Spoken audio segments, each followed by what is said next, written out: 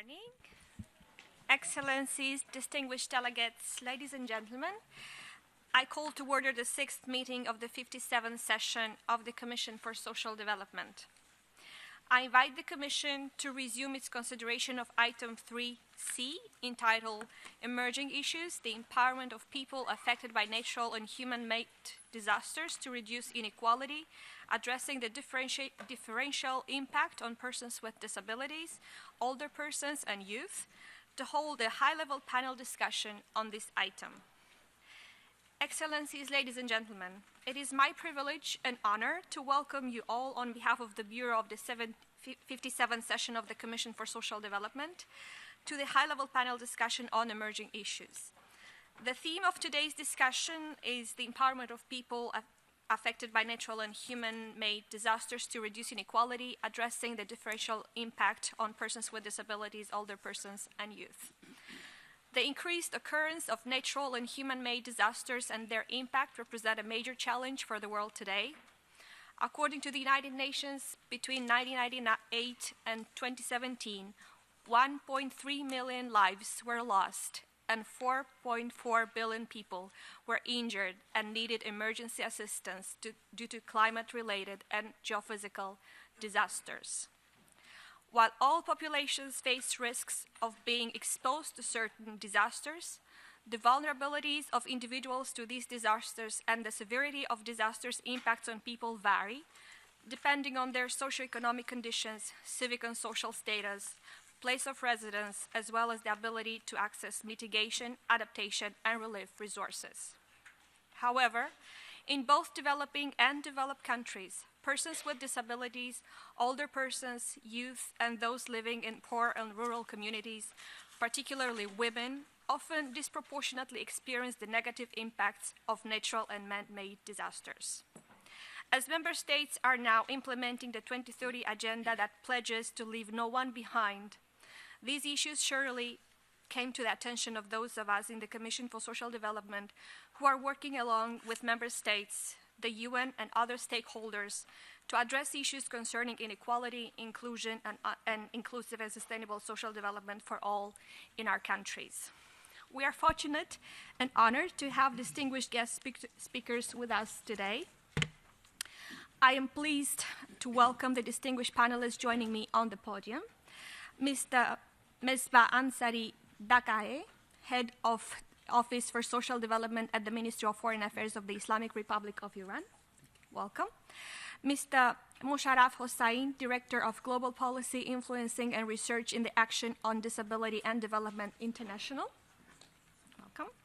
Ms. Marcy Roth, President and Chief Executive Officer of the Partnership for Inclusive Disaster Strategies, on my right side. And Ms. Lisa Marsh Ryerson, President of the American Association of Retired Persons Foundation. Welcome.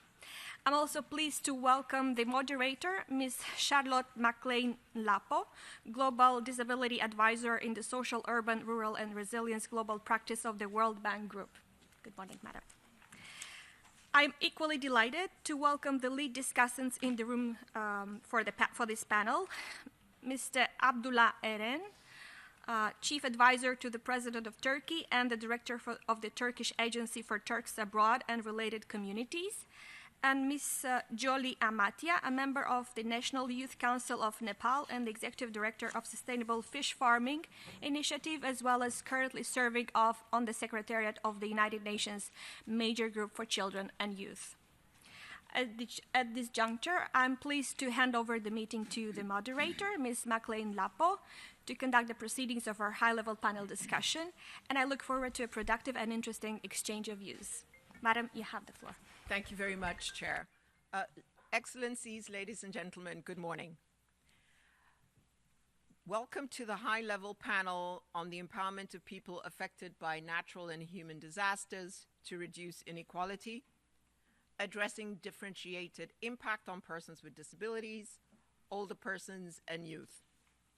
This topic of emerging issues mirrors the theme of the 2019 High-Level Political Forum for Sustainable Development. It's important to note that the selection of this topic underscores the experience and lessons drawn from the empowerment of persons with disabilities, the empowerment of older persons, the empowerment of youth, by providing concrete, illustrative examples of differentiated impact on natural and human-made disasters on vulnerable groups, and the need to address their specific needs. The need to address and promote their inclusion, equality, empowerment, and to examine the role of social policy in achieving the 2030 Agenda for Sustainable Development for All. In a few words, I would like to speak a bit about the context. Globally, we are increasingly witnessing the frequent occurrence of natural and human-made disasters. We can all attest to their impact and some of the major challenges that they present to our planet. Annually, across the globe, over 350 million people are affected by natural disasters, by conflicts, and by humanitarian crises. It is noteworthy that while all populations, and I underscore all populations, face risk of being exposed to disasters, the degree of vulnerability and their responding resilience really largely depends on the socioeconomic conditions, the civic and social status, as well as the ability to access mitigation and relief resources. That said, I do want to emphasize that in both developing and developed countries, persons with disabilities, older persons, and youth are among those social groups that often are disproportionately experience the negative impacts of natural and human-made disasters.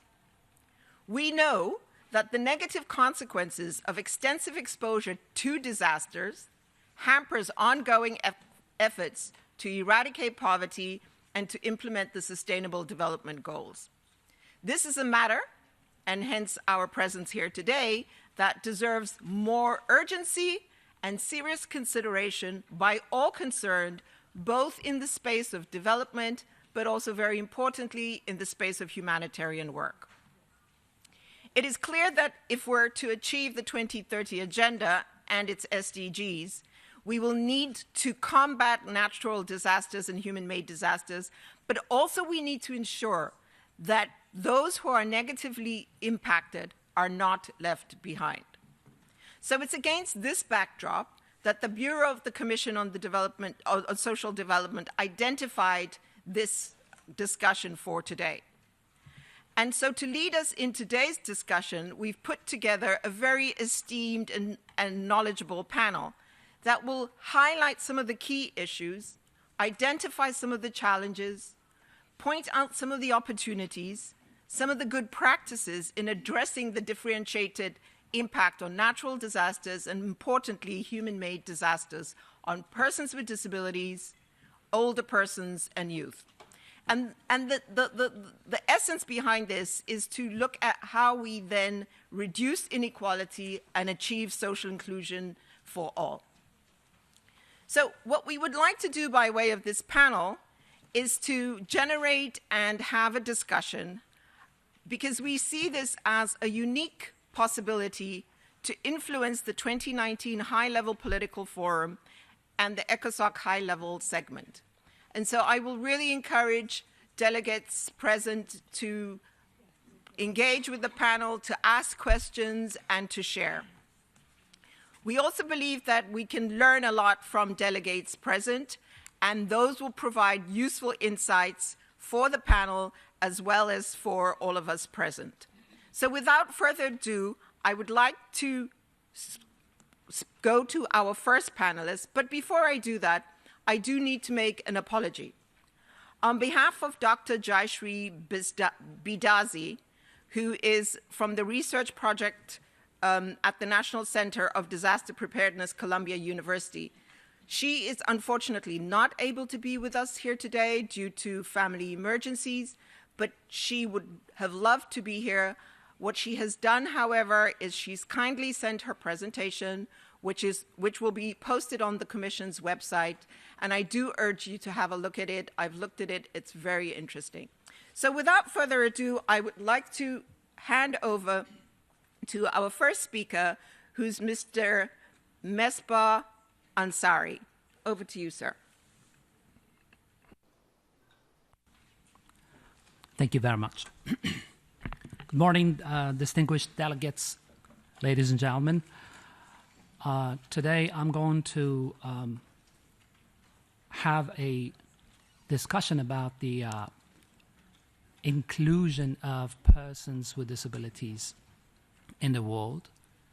And we're going to see how disability inclusive we are before, during, and after an emergency. Time is short, so I'm going to jump in to the PowerPoint presentation, but I'm going to give it in a nutshell. So I hope I'm going to be provocative of raising questions about this.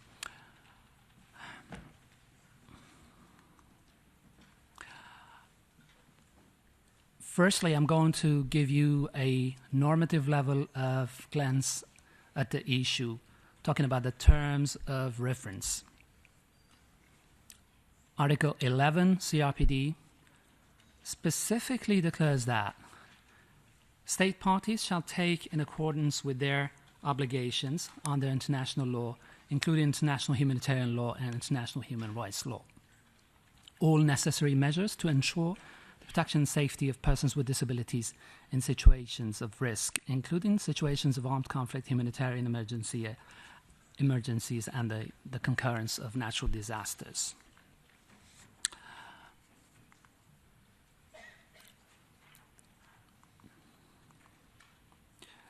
The Incheon strategy, which produced the first set of regionally agreed upon disability inclusive development goals, identified ensuring disability inclusive disaster risk reduction and management.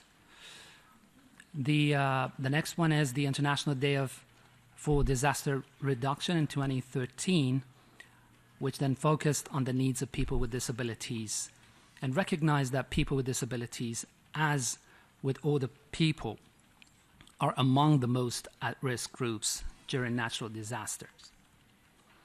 The Sendai Framework for Disaster Risk Reduction, which was a turning point, and it was a third UN World Conference on Disaster Risk Reduction. This document, the outcome document, incorporated explicit recommendations toward a disability-inclusive disaster risk reduction framework and its implementation, which I'm going just to go through. In Sendai, in the preamble, in the guiding principles, priorities for actions, and the role of stakeholders, all include explicit recommendations about the inclusion of persons with disabilities. But while the SFDRR has made remarkable progress, it's not yet a toolbox for concrete practices. So we need to do more. Who will be left behind? So we move over, talking about the terms of reference, and then we want to see who will be left behind. Persons with disabilities are at the risk of being excluded, and sometimes they remain invisible, unfortunately. But among the persons with disabilities, who would probably be most vulnerable to exclusion? That's a question. Persons with psychosocial and or with mental disabilities remain more invisible among all persons with disabilities.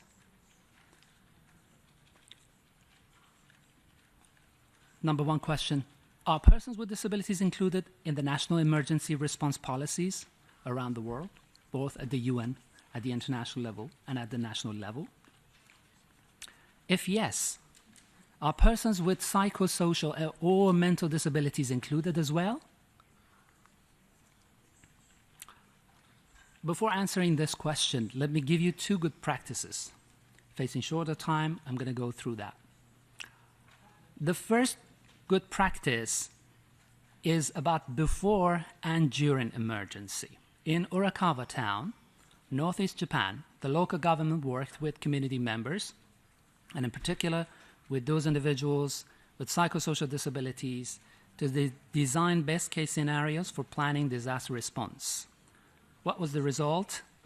The result was, during the Great East Japan earthquake and tsunami in 2011, in Urakawa, residents with psychosocial disabilities evacuated first, fortunately. But that was because of the training before the disaster they received. The next good practice is about my home country, Iran, but it's about after the emergency, after the disaster happened. Recently, in 2017, a massive earthquake in the western province, Kermanshah, in Iran happened. We had many casualties, death toll. But after the earthquake, some NGOs working and active on the rights of persons with psychosocial disabilities and mental disabilities, they dispatched their team into the earthquake-stricken area. You see in the picture, I cannot just maximize this, zoom it. There is a van on which there is an emblem of that NGO, and the word autism is mentioned on that. You can see that children are taken into the van, they're taken care of, the families are being given consultations about the situation, and the needs are going to be met as much as possible. This is a shelter area, as you see in the picture, and the team is going to give necessary recommendations and consultations to both the kids, the children on the scene, and also their family and the dependents, and also the caregivers around. Now we move to the international level. How disability inclusive are the countries in the national emergency plans? This is a question that delegates can ask themselves. If they're in their own countries, we are remaining disability inclusive. UNISDR had run a global survey on disaster and disability in 137 countries. The results showed that only 17% of the respondents with disabilities were aware of any disaster management plans in their community, because these information should be given at the community level. And 72% of persons with disabilities had no personal preparedness plan for disasters at all. The survey also indicated that persons with disabilities remained largely alienated from emergency and disaster response planning. Yesterday, I had a meeting with the Department of SSS, they call it, Department of Safety and Security Services. It's down below -3B.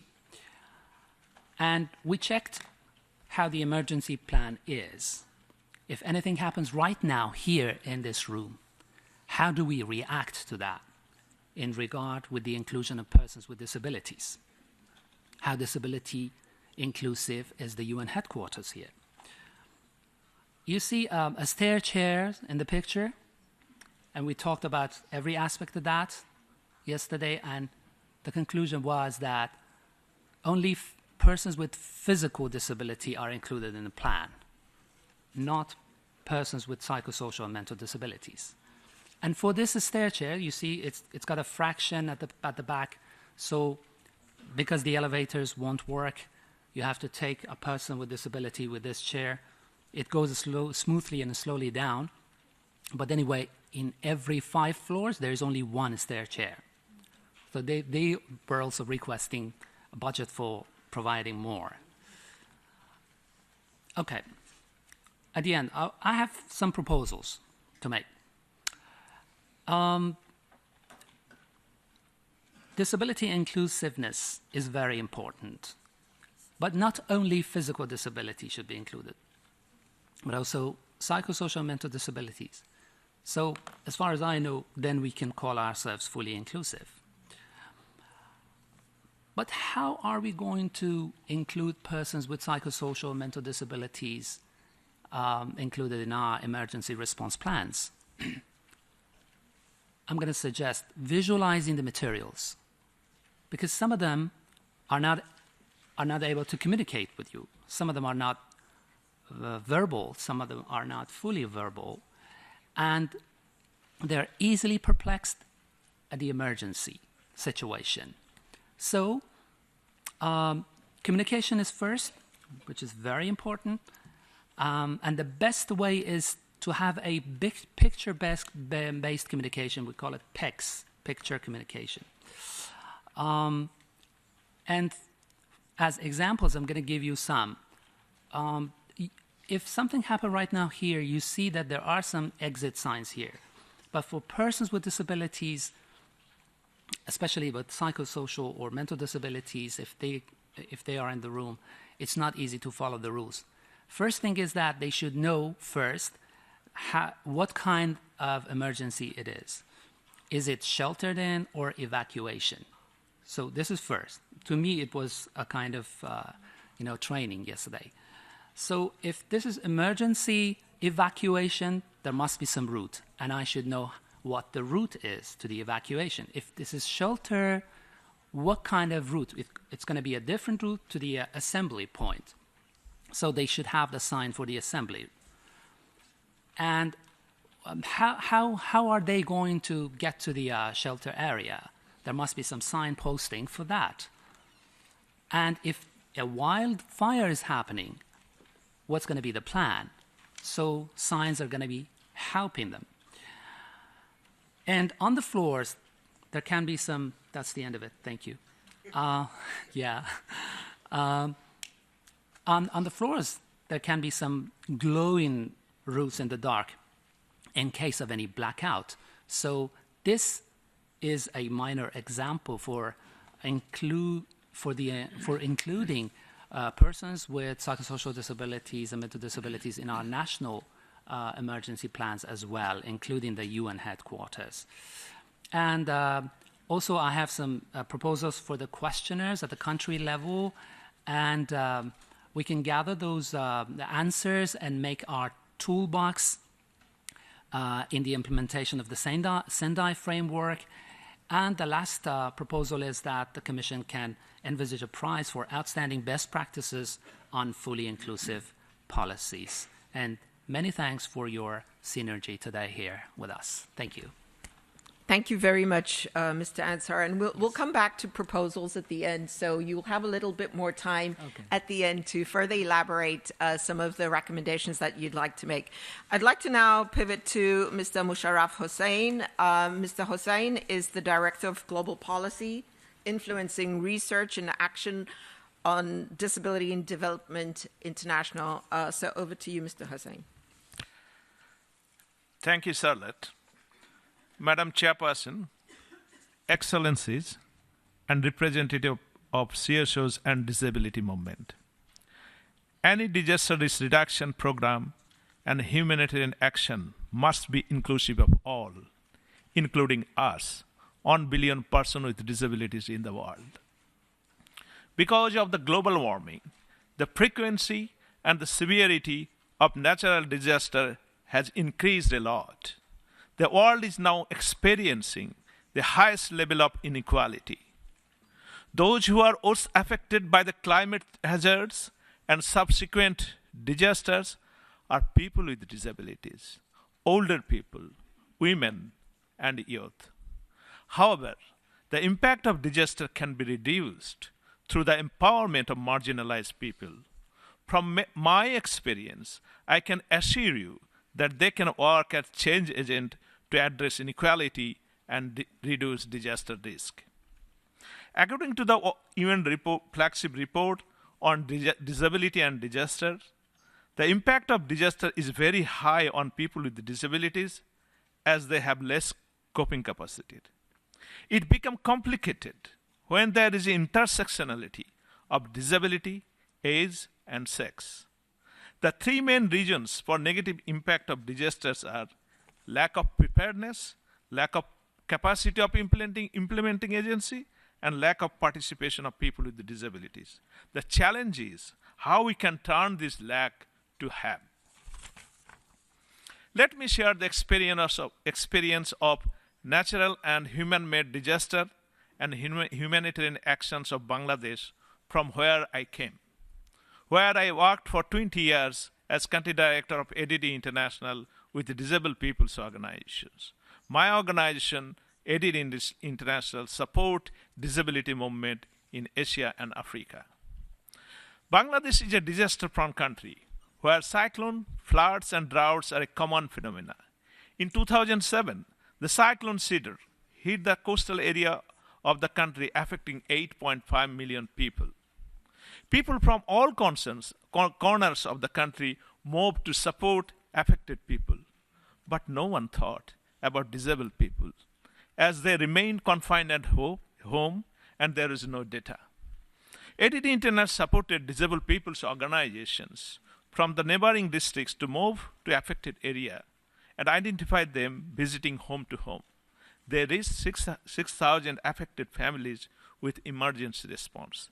Later, we conducted research and provided concrete recommendations to the policymakers to address disability issue in disaster risk reduction program. The government responded positively, and in 2013, the Disability Rights and Protection Act included this issue. Now, all new disaster shelters are accessible, and participation of people with disabilities are ensured. Now, let me share another case of human-made disasters. In April 2006, Bangladesh is the second highest garments manufacturer in the world, and the majority of their workers are women and girls. But the workplace was not secured. In 2013, in the month of April, an 8-story factory, Rana Plaza, collapsed in a few minutes, taking lives of 1,100 garments workers and injuring 1,400. Many of them became disabled and lost jobs. Financial compensation has given, but they did not get rehabilitation services for their physical and mental trauma. After this tragedy, the safety measures improved dramatically, following the legally binding agreement between the global brands and the local companies on the fire and building safety.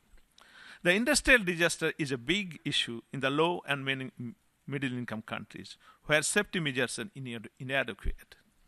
In both the cases, there was a severe lack of preparedness. Bangladesh has taken proactive actions to address the impact of disaster, but there is a long way to go to ensure security of everyone by 2030. I strongly believe this is the case in many of your countries. Bangladesh is currently managing the world's largest refugee settlement, humanitarian program for Rohingya refugees. When the Myanmar army initiated an ethnic cleansing operation, Bangladesh Prime Minister opened the door to protect the lives of 1 million Rohingyas.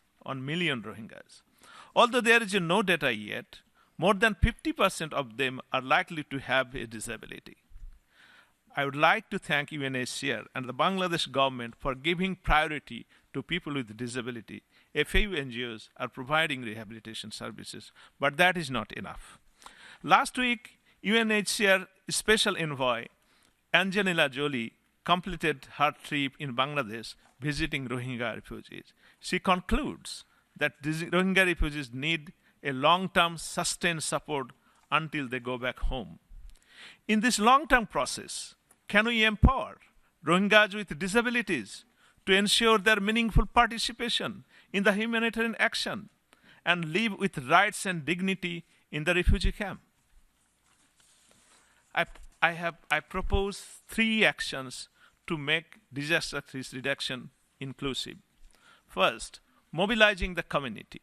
Disaster risk reduction should be a multi-stakeholders, right-based, and bottom-up approach. that requires an all-of-society engagement and partnership.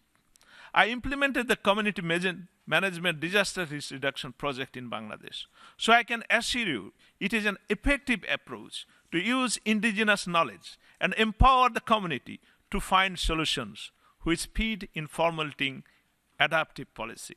Second, ensure participation of the marginalized people. 21st century's development work should be by the people, for the people, and of the people. The foundation of disability movement is nothing about us without us. It is crucial to ensure the meaningful engagement of people with disabilities in decision-making process. It is crucial as they play important role as an expert for disability inclusion. Third, formulate policy for transformative change and develop long-term plan following UNCRPD and Sendai framework for disaster risk reduction to ensure response, recovery, and rehabilitation for all. I also have 3 recommendations to advance inclusion and social justice. First, address inequality. The only way we can reduce inequality is through the implementation of SDG.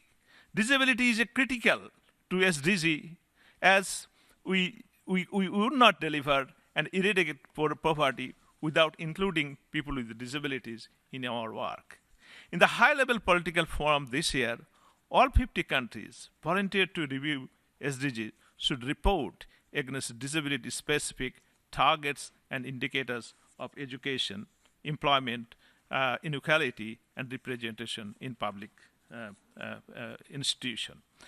Financing is a big issue, and I think member states should address these things. The second one is make disability as the center of UN, what UN does. United Nations initiated UN system-wide review for disability inclusion. The review is not completed yet, so we don't know the outcome. But we know the UK Department for International DFID plays to put disability at the heart of what UN does, what DFID does. It is their high priority, so they are going to deliver the minimum standards soon.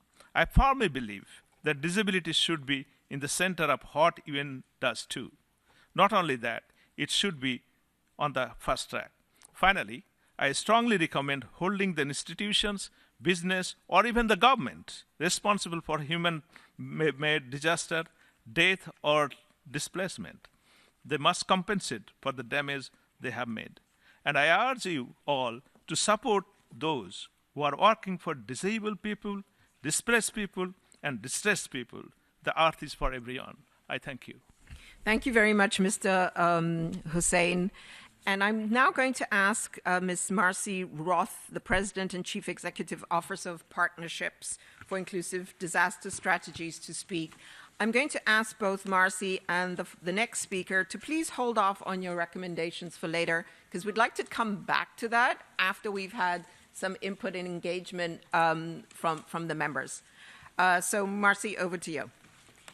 Good morning, everybody. I'd like to thank our hosts, our facilitator, my fellow panelists, and each of you for the time that you're giving to this very important discussion. The Partnership for Inclusive Disaster Strategies has a mission of equal access to emergency programs and services and full inclusion of the whole community before, during, and after disasters. Our mission is very specific: unwavering support for local organizations, community engagement, organizing and leadership development, advocacy and public policy, training and education, research, and technical assistance. We include a very broad range of folks as our partners in this process. And in fact, in the United States, we are well aware that among all of the stakeholders are 61 million adults with disabilities, countless additional folks with access and functional needs. And I'll talk a little bit more about that in a moment.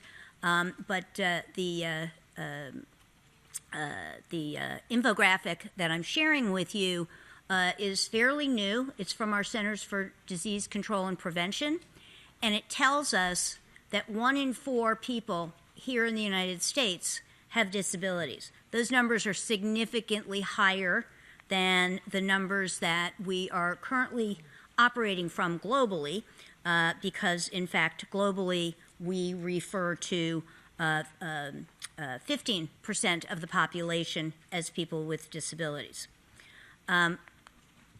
It's so important that when we talk about people with disabilities and the inclusion of the whole community, that we don't just limit it to people who have a label of disability. We also want to talk about the many other folks who have access and functional needs. This may include persons with disabilities. This may also include older persons, children and youth, people who need assistance, accommodation, or modification due to any situation, temporary or permanent, that limits the individual's ability to take action in an emergency. This may include assistance, accommodation, or modification for physical access, effective communication access, and program access to maintain health, independence, safety, transportation, and other needs.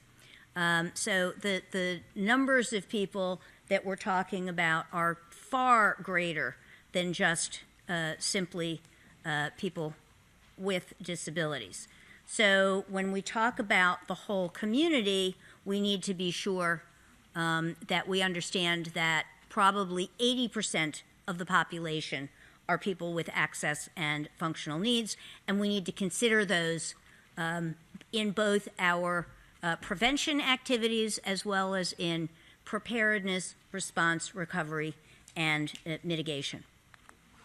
The Sendai framework was a very significant process and document that recognizes that not only are women and persons with disabilities disproportionately affected by disasters, but that our knowledge and our leadership skills are essential to resilience, inclusion, and equitability in our societies.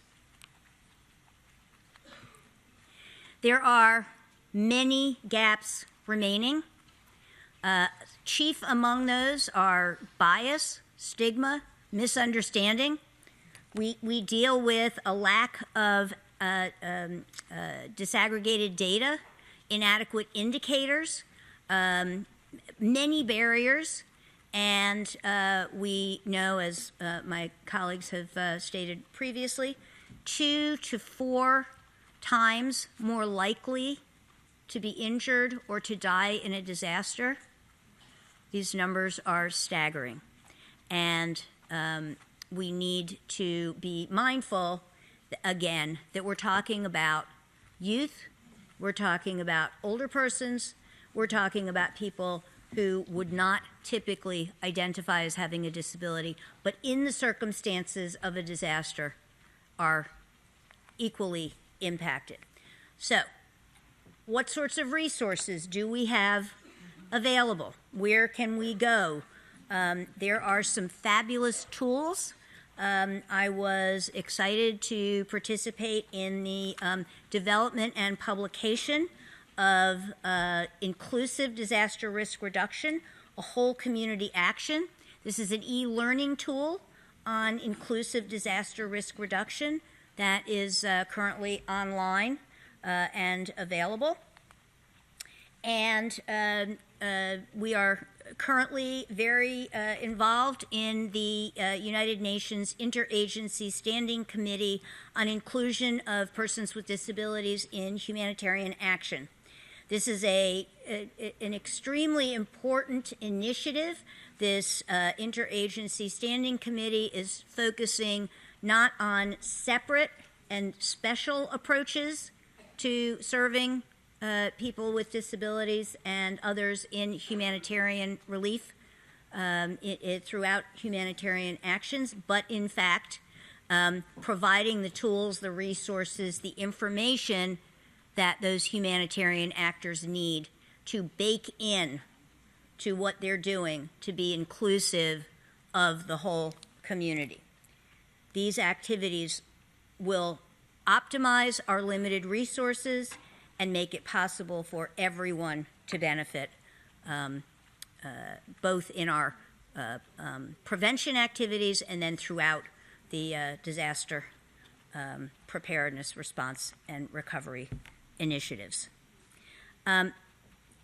It is vital that we engage the whole community, because what happens to persons with disabilities, older persons, and youth in disasters and humanitarian situations has a direct impact not only on those named groups, but on everyone. And if our goal is community resilience, true resilience is only achievable with a full commitment to equal access and whole community inclusion. I will raise my recommendations later on. Thank you very much. Thank you very much, Marcy. And thanks for holding off on the recommendations. Last but not least, I'd like to introduce Ms. Lisa Marsh Ryerson. And Ms. Ryerson is the president of the American Association of Retired Persons Foundation. Over to you. Thank you so much, Charlotte, and what a true honor and pleasure it is to be back at the UN, and in particular to be here with the extraordinary experts and colleagues on the panel and with you as well. My focus today will be on the United States and the Caribbean primarily, because these are areas where AARP Foundation, the charitable affiliate of AARP, has considerable and significant experience with disaster response.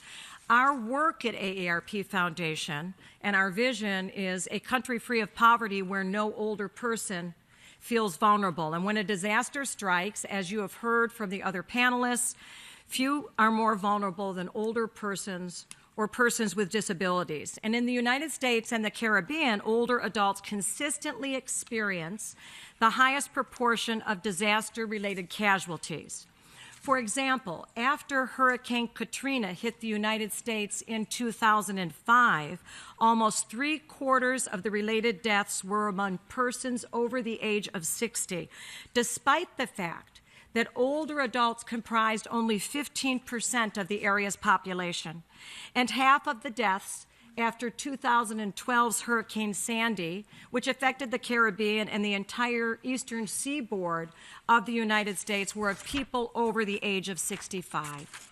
So in a disaster situation where speed, mobility, quick reactions, and easy access to effective transportation are crucial for survival, we need to be reminded that older adults who have serious health conditions, disabilities, or cognitive impairments, or who lack access to transportation may not be able to evacuate when there is an emergency.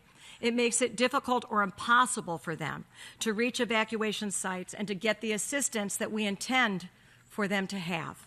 Sometimes older adults or seniors are reluctant, in fact, to evacuate and to leave surroundings that are familiar to them.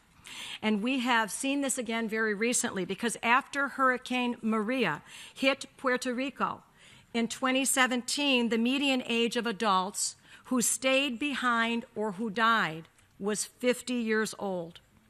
And among the approximately 3,000 deaths that resulted from Maria, mortality rates were, as you could understand and have heard this morning, highest for poor, older residents, and in this case especially men who were over the age of 65. Those who remained in their homes had limited access to water and food, and not to mention to the critical health care and medications that they needed, and even to utilities, of course, because their infrastructures and hospitals were also destroyed. And in Q&A, I'm happy to discuss, I have visited all of these sites. For older adults who have chronic conditions, disasters exacerbate them because they interrupt the continuity of their care and the regimens that are important for them to be whole and well. And they make getting adequate care to them very, very difficult as well. And then when you think about the plans that you're developing in your nations, it's so important to be reminded that infrastructure, for example, of just electricity is important for an older person or any person with diabetes who needs to have their medication refrigerated. As we've heard this morning, we know that there will be more disasters with an increase in global climate change. So the frequency and severity we can expect will increase. Moreover, we know the world's population is growing fast and it's aging fast. Recent figures show that the number of persons over the age of 60 globally is expected to reach more than 2 billion by the year 2050. And in the United States, people over the age of 65 will outnumber our children by the year 2035. So knowing this, we must make it, as you've heard, a priority to empower older adults in disaster-prone areas so that they're able to establish safety and continuity of care. Each of us must then use human-centered design and develop our plans and implement them looking through the lens of vulnerable populations, taking actions that will help improve the quality of their lives. And when we do that, we're helping people across all generations, across the lifespan and the health span, and we're strengthening our communities as well. We also need to reconsider policies that limit how recovery aid and assistance can be used, because we need to advocate for rebuilding codes that are age-friendly, meaning inclusive of all, and adhere to accessibility standards so that communities can take advantage of the opportunity to not just rebuild, but to rebuild better for all. And although it's vitally important to be mindful, as we're discussing, of the immediate needs post a natural or human-made disaster, it is equally important that we consider how to help older persons establish long-term resiliency in their communities and enable them to prepare for and recover from disasters. For example, we should support workshops in advance on a regular and timely basis that help older persons understand aid and supports that are available and help them access those benefits over time. Since 2010, AARP Foundation has distributed more than $16 million to national and local relief organizations to support work on the ground on behalf of vulnerable older adults as they look to recover and rebuild. And we've learned some lessons over this time. One is that direct financial assistance coupled with legal aid are incredibly empowering for older people. We found that funding and working with legal aid organizations on the ground in disaster communities has a most profound impact for older persons in these disaster-stricken communities. We also found, of course, as has been said, that transportation is a key issue. For example, in the United States during the wildfires in California, many seniors couldn't leave. Why? Because they did not have a way out of their community. The Camp Fire was notably disastrous for seniors. It completely leveled the town of Paradise, California, where a quarter of the population was age 65 and older. Most of those residents were housed in senior living facilities and mobile home parks, and a large number of those were destroyed in the fire. So although AARP Foundation's disaster work has focused primarily on grant making for post-disaster relief and recovery, we're also working with federal and local organizations and government agencies, nonprofits, all CBOs, to assist now with preparation and to inform our policy discussions as well. But as I wrap up, I would say that above all, we must recognize the role that poverty around the globe plays in making older adults, persons with disability, and youth, and their communities in which they live more vulnerable to disasters. For low-income older adults, an extreme weather event or other type of disaster intensifies the struggles, the daily disasters that they are experiencing. And the poorest communities are the hardest hit, especially areas where the poverty rates are extreme, where they are high, and where there is a risk of, for example, chronic flooding. As property values drop from the flooding and local tax bases erode, these areas inevitably struggle to find the funds to build infrastructure better, stronger, to adapt. What's more, low-income older adults can't afford housing that was built to withstand natural disasters, and they often can't afford the repairs needed after one strikes. I had the pleasure a few years back to serve on the U.S. National Committee for Habitat 3. And at that time, it was confirmed for me that affordable, safe, accessible housing is critical. It is the linchpin for well-being for all people. The uptick in national disasters wrought by climate change will only magnify all of the challenges that my colleagues have talked about this morning. And as a result, those who can least afford to move are most likely stuck in neighborhoods that don't have the level of resources needed to mitigate the damage through infrastructure upgrades and systems changes. This is more than a logistical issue, though. I know we all know this. It is fundamentally a moral issue.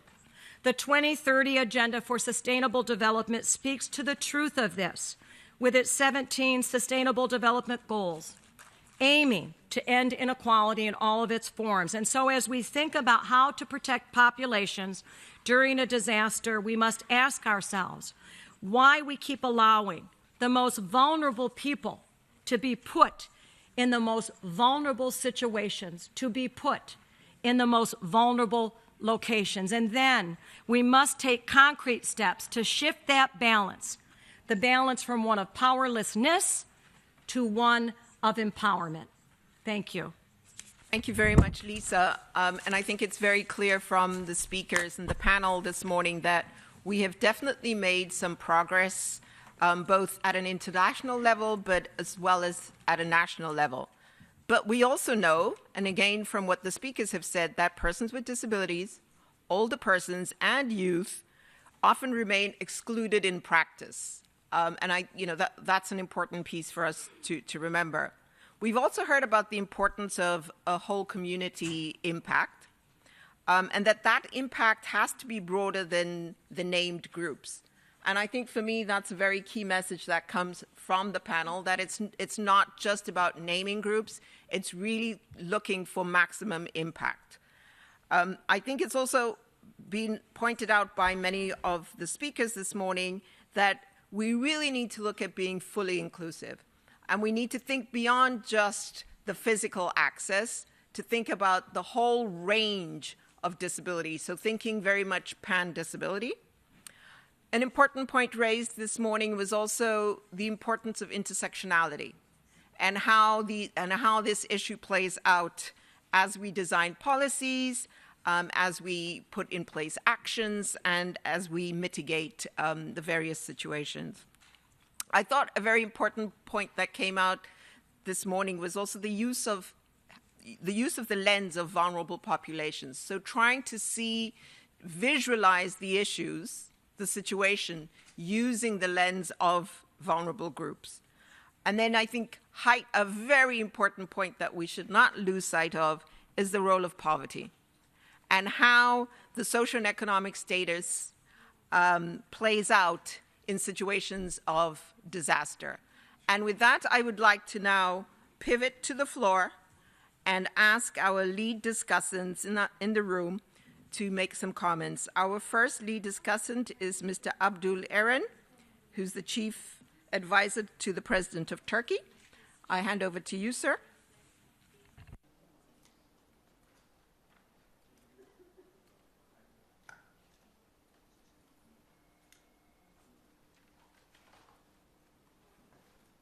Thank you. I'm just here. Ms. Moderator, thank you. Madam Chair, honorable ministers, distinguished guests, it's my great pleasure to address you here in the high-level panel discussion around the issues of social inequalities and empowering persons with disabilities, older persons, and youth who are affected by natural and human-made disasters. I'll try to briefly provide you with Turkey's experience with the Syrian crisis and social educational policies of Turkey for the empowerment of Syrian youth residing in Turkey under temporary protection status. According to official statistics released by UNICEF, In the past 8 years since the conflict began in Syria, 13.1 million people has required humanitarian assistance, and among them 5.6 million children have seen violence in places that should be safe, like schools, hospitals, playgrounds, parks, and their own homes. Around 14.6 million people required access to safe water, and more than 1.75 million Syrian children were out of school. The war in Syria has created the world's largest displacement crisis, with almost 5.7 million registered refugees, including more than 2.5 million Syrian children now living in Egypt, Iraq, Jordan, Lebanon, and Turkey. Drawing on from the framework of emerging issues, Turkey has experienced firsthand the emerging and urgent consequences of the Syrian crisis and its impact on the disadvantaged groups, mainly Syrian refugee youth, older people, children who have fled to Turkey following the onset and continuation of the crisis in Syria, crossing the Turkish border to be welcomed by Turkish authorities and humanitarian aid groups, after which they were placed in temporary protection centers. As it is well known, today Turkey is hosting more than 4 million Syrians under temporary protection status, and while the percentage of the residents in camps, or as referred to officially in temporary protection centers, was 10% in 2011, the number has reduced to around 5% today. The rest of the refugee population has been integrated to social life, working or receiving education and training, which shows the attention Turkey is paying to the social inclusion of the Syrian refugee guests. Turkey has responded to the crisis in its borders with an open-door policy, which helped millions of people to survive and maintain a healthy life. Our aim has always been not to leave anyone behind, including old people, youth, disabled, women, and children. I should also underline that Turkey responded to this issue with huge resources and efforts in a relatively chaotic time interval, considering a coup attempt and other threats to its national security. It was very clear that the protection of these 4 million people has never been part of a political campaign or an instrument of our government, as we approach this from a humanity perspective.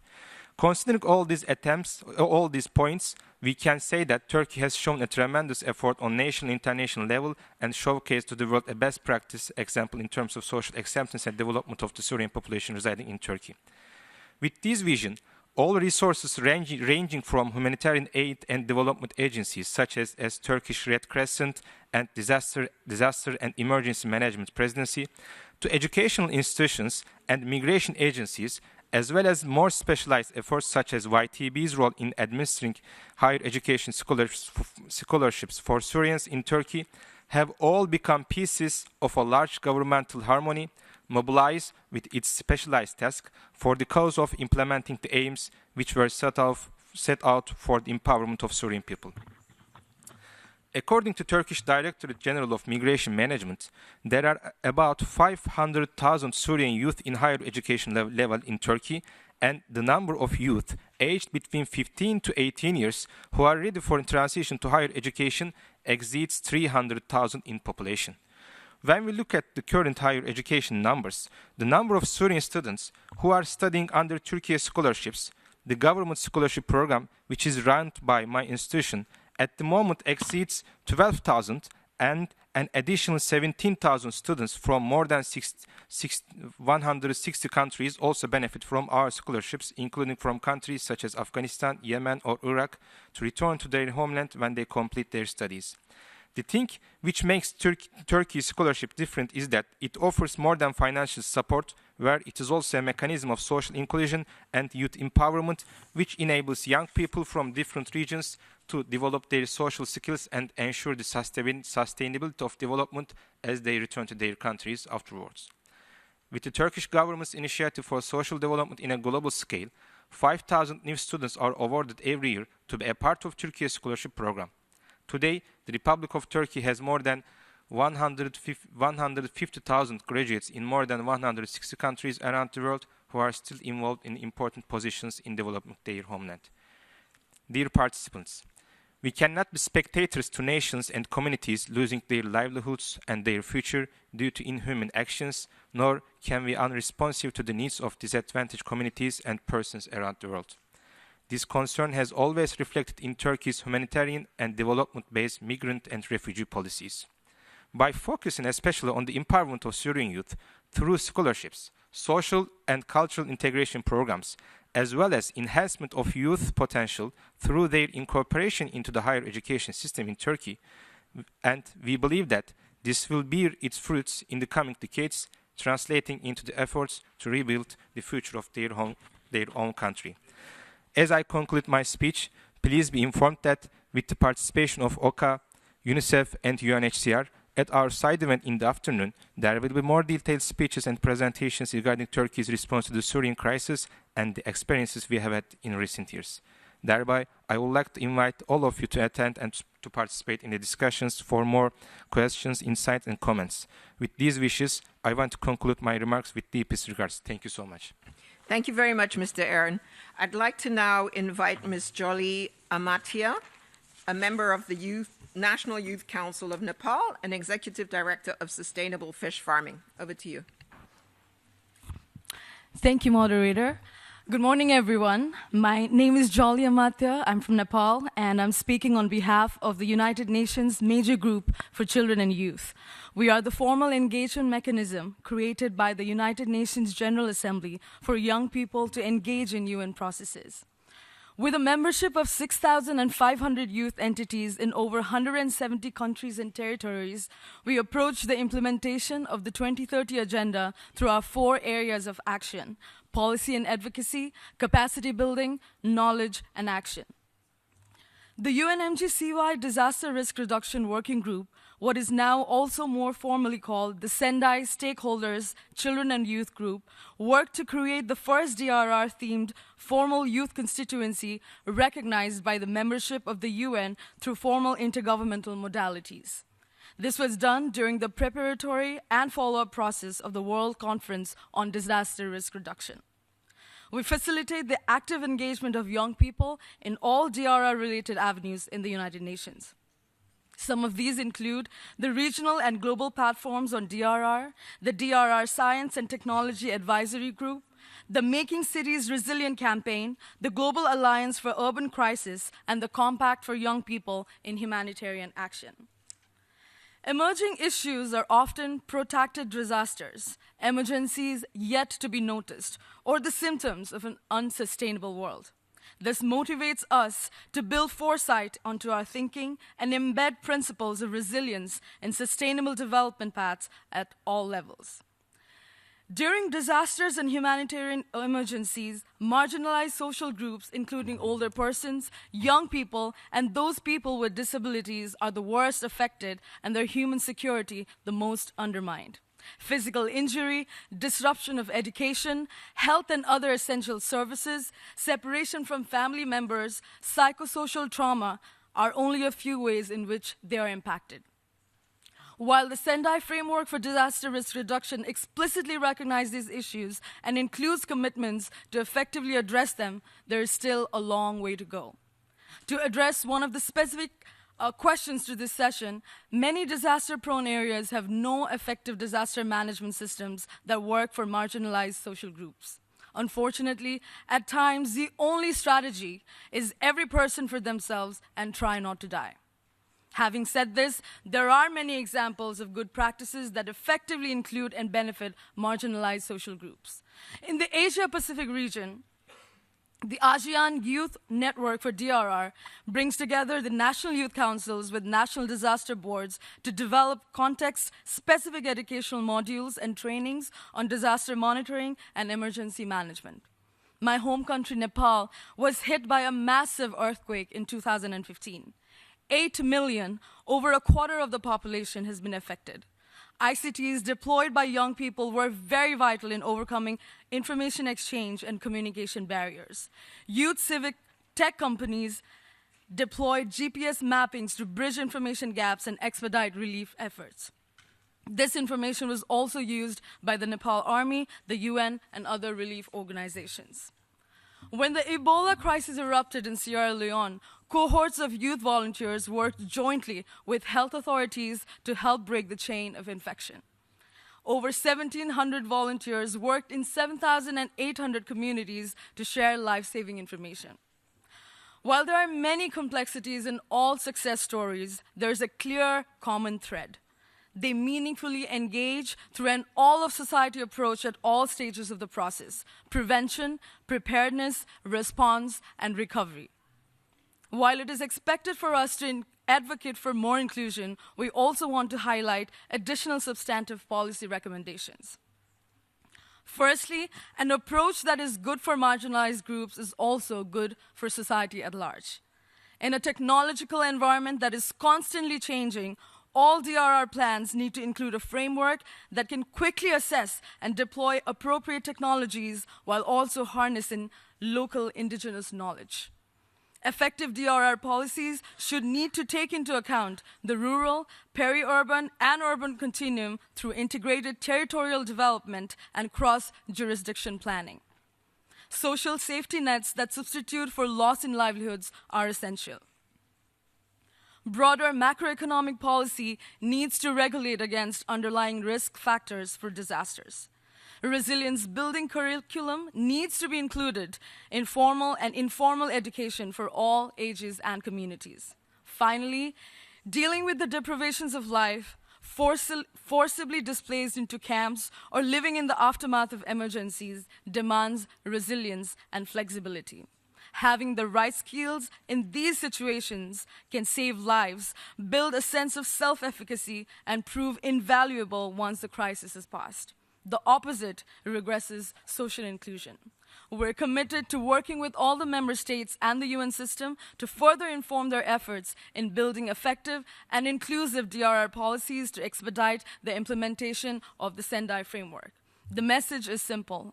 Development that is not resilient is not sustainable, and it leaves people behind. Thank you. Thank you very much, Ms. Amatia. I'd like to now open the floor to members, and I would like to recognize the member from Argentina. Muchas gracias, Presidente. Thank you very much, Chair. First of all, I would like to underscore the fact that natural disasters caused by men always create high risk for all the populations affected, but the negative effects are not distributed equally because of inequality and poverty.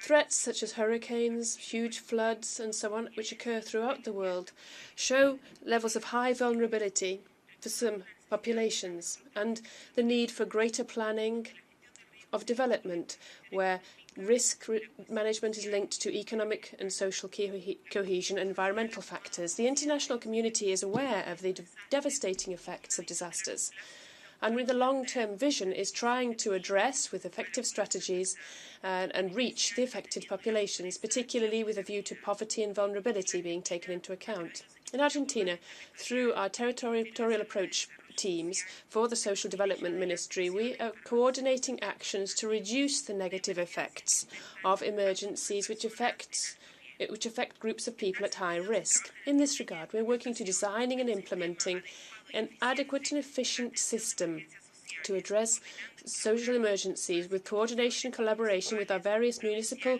provincial and national institutions to prevent risk and damage. In critical situations, our assistance programme for climate and natural disaster programme aligns various actions to reduce the impact of extreme phenomena and disasters. Territorial teams in the provinces whose communities suffer from such climate disasters carry out specific actions, diagnoses on the socio and environmental impacts on each family.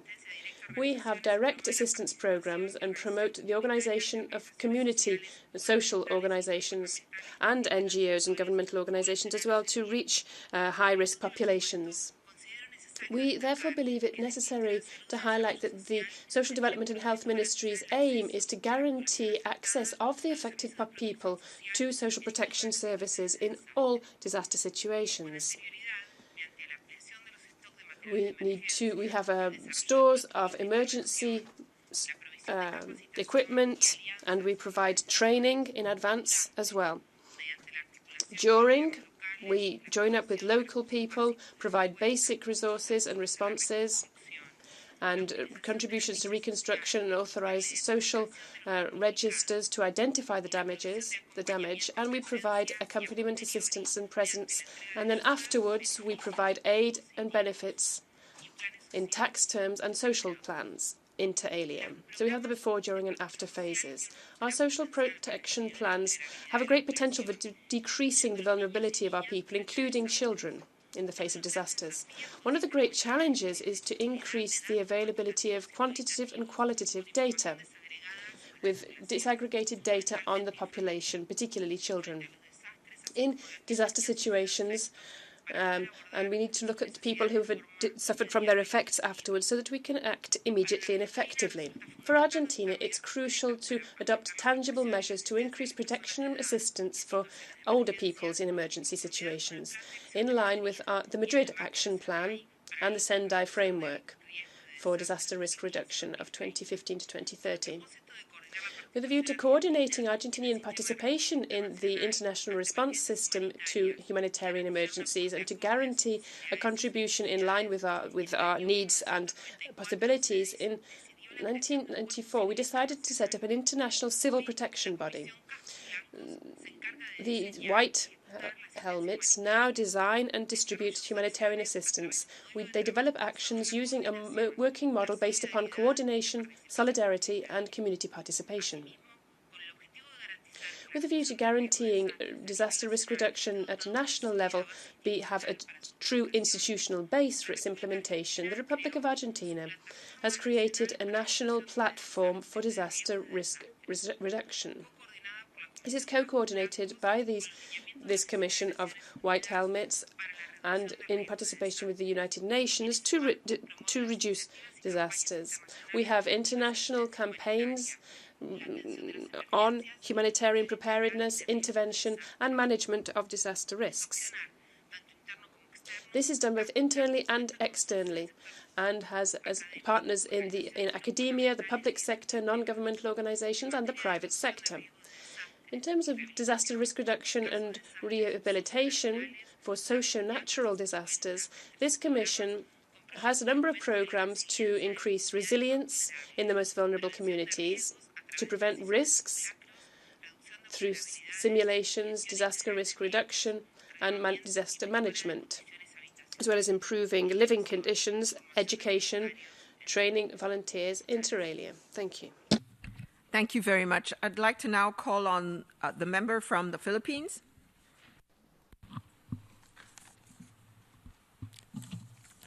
Good morning.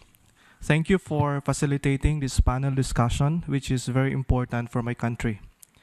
I'm speaking in my capacity as Assistant Secretary of the National Youth Commission of the Philippines, and I wish to share a few experiences regarding the empowerment of youth affected by human-made disasters. In May 2017, militants affiliated with ISIS laid siege to the city of Marawi in southern Philippines, and a 5-month battle between the military and the terrorists ensued. Around 360,000 people, including an estimated 160,000 youth and children, were compelled to seek refuge in other towns. Displacement and less than ideal living conditions have affected the psychological and general well-being of the youth in affected areas. Stress factors include lost homes and belongings, lack of food, clothing, and shelter, safety and security concerns, trauma, and inability to return to school. The new and unfamiliar environment also resulted in an increased vulnerability to bullying, harassment, stigmatization, and discrimination. Difficulty in accessing health, hygiene, and sanitation facilities in informal resettlements also contributed to the stress among the youth and children. To address varying concerns, the Philippine government, under the leadership of President Rodrigo Roa Duterte, created the Task Force Bangon Marawi, or the Rise Marawi Task Force, with the objective of harnessing all efforts to reconstruct and rehabilitate the city. The youth is an important component of this framework. The National Youth Commission, as the sole policy coordinating body for the youth, is a member of the Subcommittee on Peace and Order under the task force. The NYC implemented programs for youth participation and empowerment through local governance and peace building. The Bangon para sa Kabataan at Kapayapaan program, Usap Tayo Peace Education for Communities in English, Rise for the Youth and Peace program, Let's Talk Peace Education for Communities, augments and assists existing peace promotion interventions by targeting youth individuals and various youth service providers as communicators of peace. Target beneficiaries are around 2,500 youth from Marawi and neighboring regions, including out-of-school youth, youth with specific needs, youth organizations and council members, and the Sangguniang Kabataan, or the local youth councils. The Sangguniang Kabataan, SK, is a council which represents the youth sector in each village in the Philippines. Youth leaders aged 18 to 24 years old are elected by their peers to represent them and deliver youth-focused services in the barangay.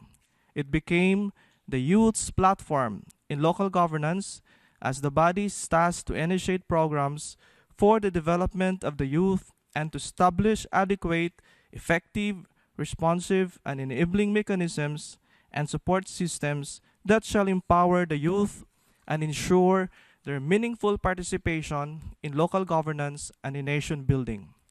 The SK members and other youth volunteers were capacitated to assist in and support psychosocial services provided by professionals to displaced residents.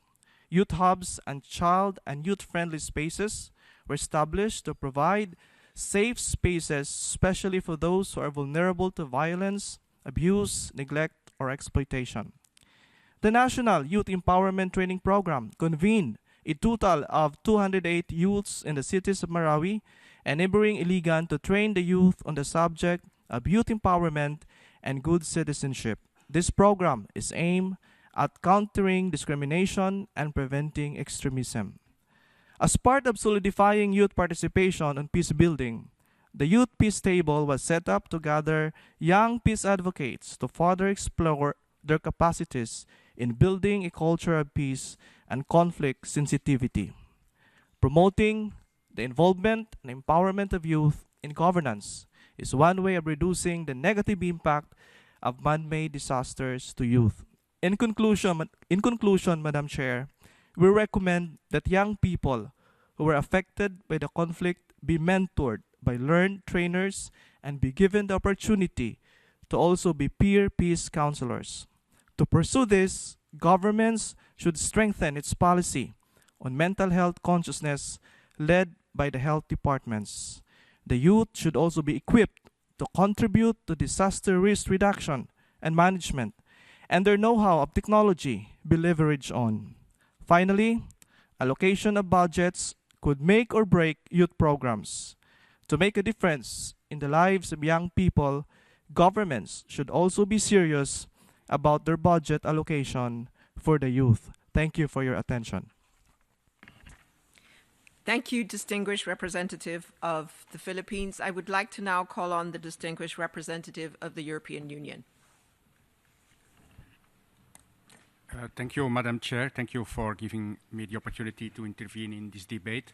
First of all, I would like to thank the members of the panel and the moderator for the rich and informative discussion on this very important and timely topic. The European Union policy is that development and humanitarian assistance have to go beyond addressing immediate humanitarian needs. We need to deliver in the different phases of response, from relief to rehabilitation and to development.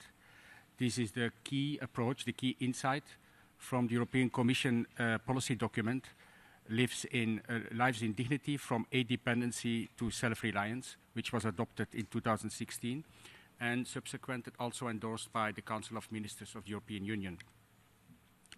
The objective is precisely to improve self-reliance and access to livelihoods for forcibly displaced people, and where possible, extend social protection to displaced populations. Decent job creation, support for social partners and labor market institutions, and rolling out of social protection are important building blocks in this. So the EU approach is very much based on empowerment of the persons that are affected.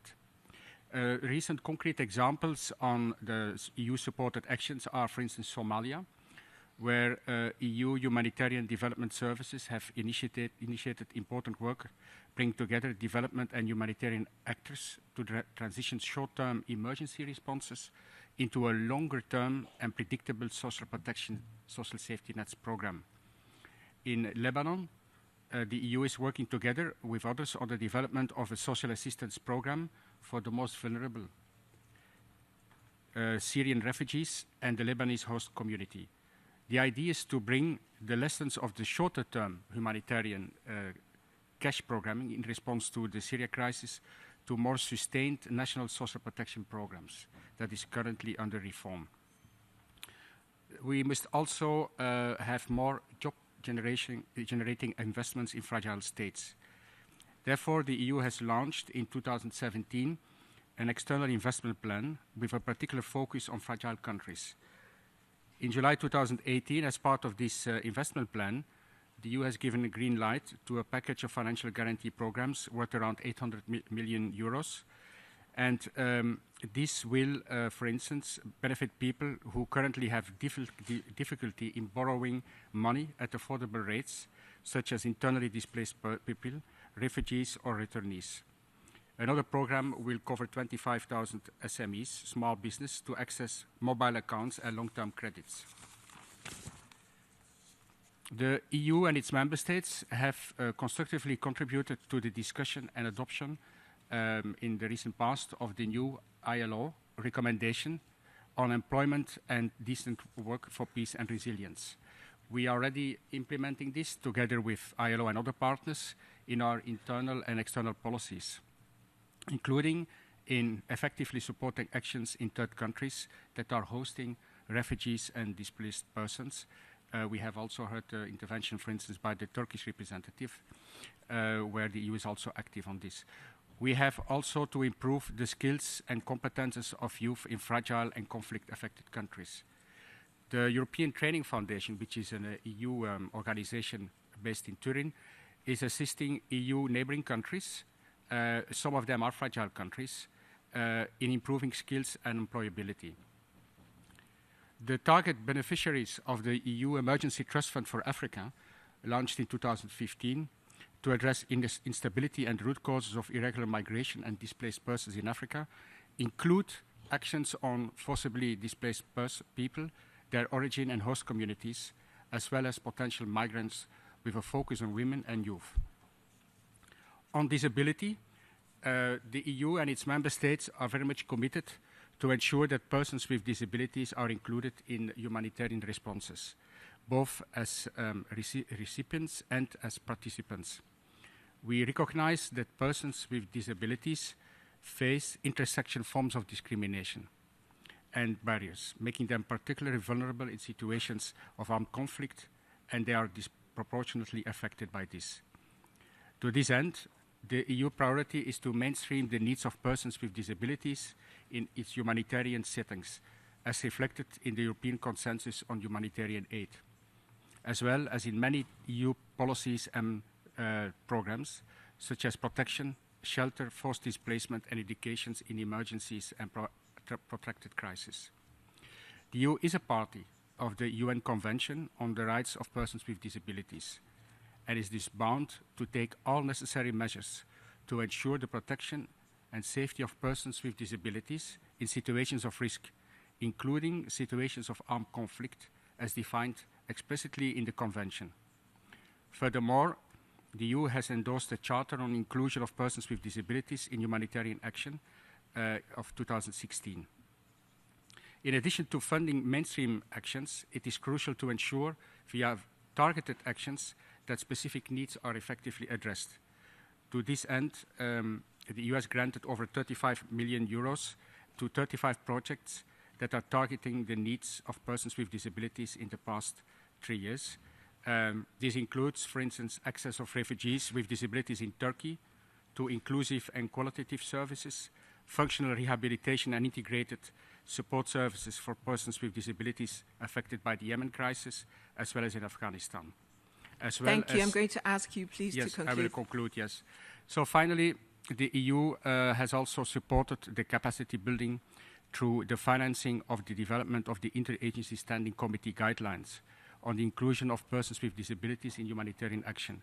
One of the members of the panel, Madame Rove, has already underlined the importance of these guidelines, and the EU hopes that these guidelines will become a reference tool for the humanitarian community. Thank you very much. Thank you very much, distinguished representative of the EU. And I'm pleased now to give the floor to a representative of an NGO accredited with ECOSOC. And I please will again emphasize to please stick within the time. We do have a very long list of people who would like to speak. Help Age International, seat 2755.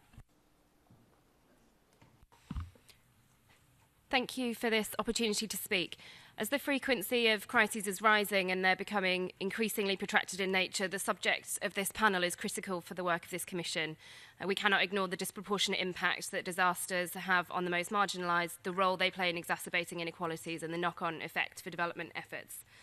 The 4 principles of humanitarian action, humanity, neutrality, impartiality and independence afford everyone, including older people, people with disabilities and youth, the right to safe and dignified access to humanitarian assistance and protection without discrimination and on an equal basis with others.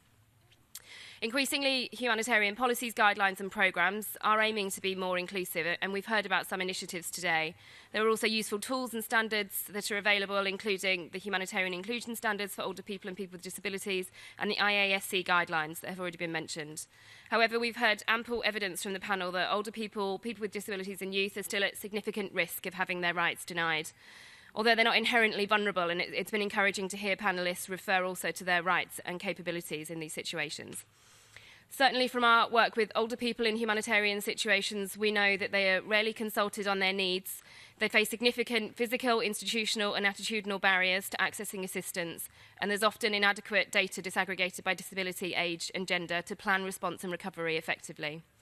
Our research also shows that international organisations recognise these challenges, but that non-specialist agencies often rely on disability or age-focused agencies to deliver initiatives targeted at these population groups, and they're not mainstreamed across a response. So given all of this, I have some questions to pose to the panel. How can this Commission steer more inclusive policy and practice in emergency situations? What proposals do you have for strengthening and mainstreaming inclusive approaches across the humanitarian system? And how can we promote the participation and empowerment of older people, people with disabilities and young people and include them in all stages of a response? Thank you. Thank you very much. I would like to revert back to member states, and at this stage I'd like to call on the distinguished representative of France.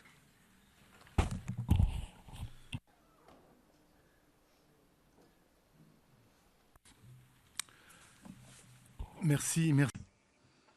Thank you, Madam Chair. Thank you, Madam Moderator, for having given me the floor.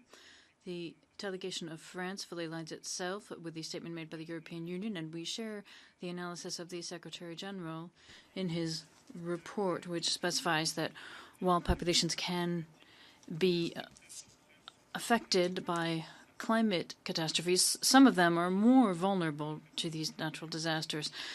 Persons with disabilities and older persons and youth are disproportionately affected by natural disasters.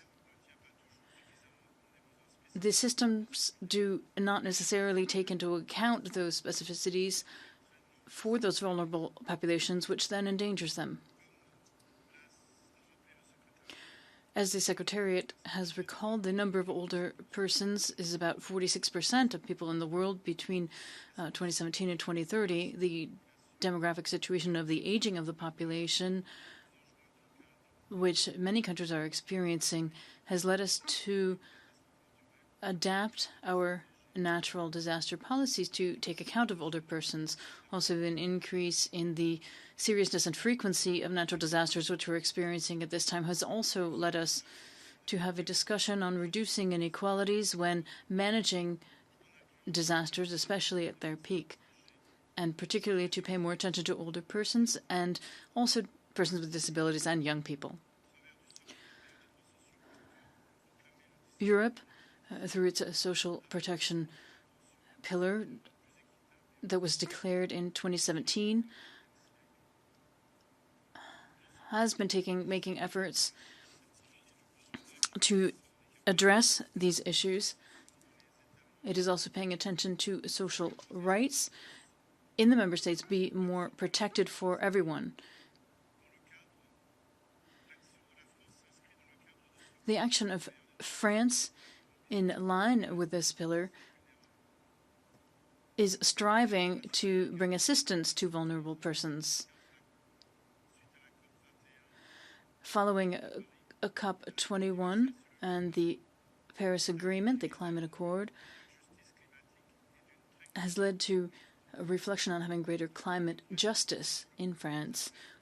We are doing everything to preserve the climate and thus limit natural disasters affecting the entire population and to an even greater degree of vulnerable persons. France, which is the European country that has been the most affected by climate disasters, is 18th in the world among the most likely to be affected by an extreme climate event. We thus have a very strong will to protect vulnerable persons. In the context of implementing the SDGs to respond to current challenges, one of France's goals is to increase the resilience of vulnerable persons when dealing with natural disasters. We are therefore taking into account the specificities of the entire population when creating our prevention policies for natural disasters, for civilian protection, and for dealing with losses and damages. Europe, in 2003, experienced an extreme heat wave, which was even more severe in France. It affected more than 15,000 people in the summer. Older persons were among the most affected, and following this event, a heatwave plan was put into place by France in order to inform the population, and particularly older persons, and also preventive measures, and a telephone tree in case of extreme heat waves was established. In spite of the efforts already undertaken, we must further continue our work in order to have better equality and better protection of vulnerable groups. We must include them in preventive policies for natural disasters and in legal frameworks. Thank you. Thank you very much, distinguished representative of France. I would now like to call on the distinguished representative of Morocco. Shukran.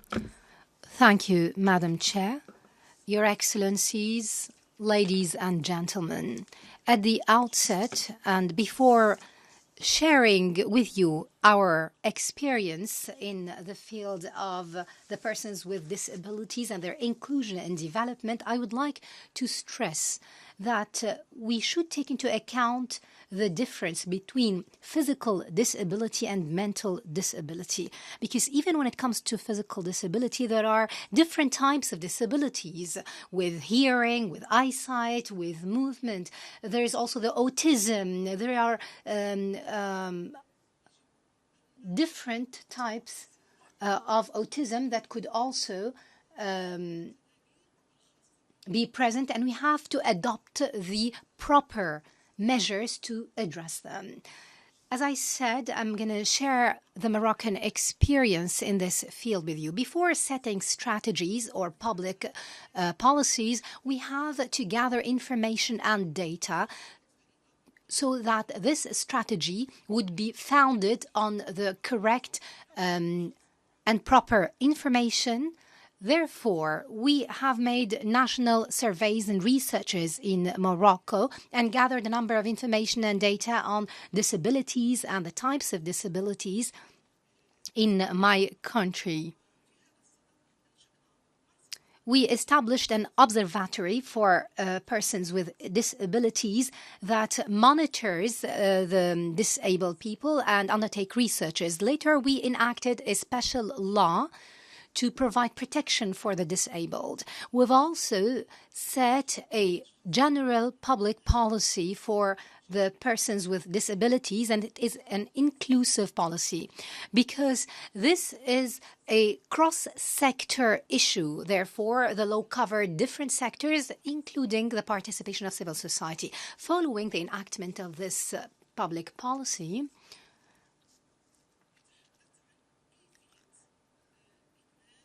we discussed means of including those with disability in setting policies. This presents a real challenge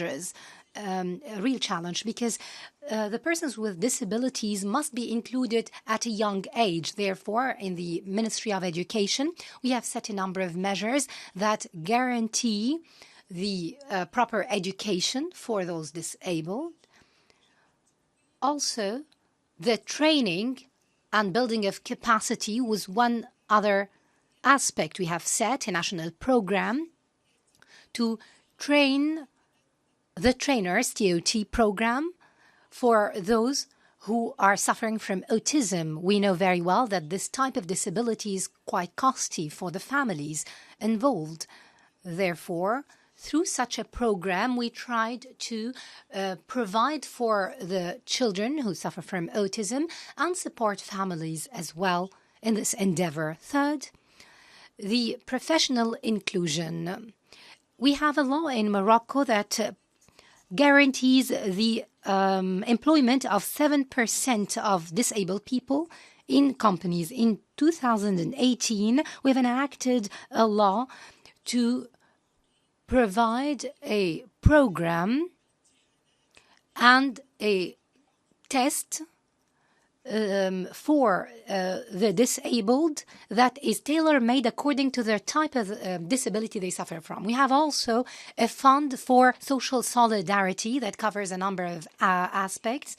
One of them tries to establish income-generating programs for the disabled. We also have a law for access to ensure the access of people with disability and the elderly to all social facilities. Would you please to finalize this? In the health sector, and to ensure the inclusion of the disabled,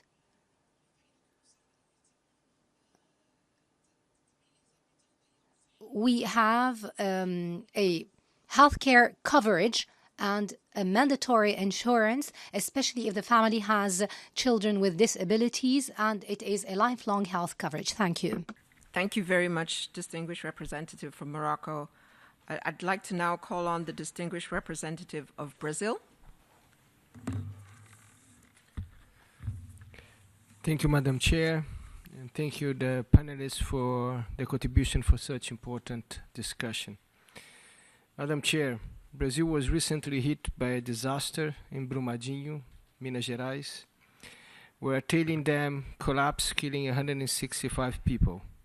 155 people still missing, 138 homeless. All Brazilian public servants were mobilized to respond to this great tragedy and try to minimize its impact on the affected population. Special attention was directed to the most vulnerable individuals. The Minister for Women, Family and Human Rights was present from day one after the tragedy to accompany rescue workers and assist health staff in the care of children, youth, older persons, persons with disabilities, indigenous and traditional communities, and riverine people affected. Vulnerable groups were prioritized with the provision of clothing, food, shelter, and social benefits. Last year, public consultation was launched for a joint national protocol for the integral protection of vulnerable groups at risk, disasters, social emergencies, and migratory displacement. Vulnerable segments such as children and adolescents, women, people with disabilities, older persons, traditional and indigenous communities, street population, migrants, refugees, and refugee seekers are prioritized in the protocol. The federal government, together with state and municipal authorities, is undertaking an investigation into the tragedy to determine its causes and bring those responsible to account, including possible criminal charges. The government requested the responsible company to issue a report and all the dams that may be at risk. Madam Chair, the Brazilian government takes this opportunity to thank the solidarity and the offer of support from the international community in this very grave moment for our country. I thank you. Thank you very much, the distinguished representative from Brazil, and also for staying within the time. I'd like to now invite the floor to the distinguished representative of Switzerland.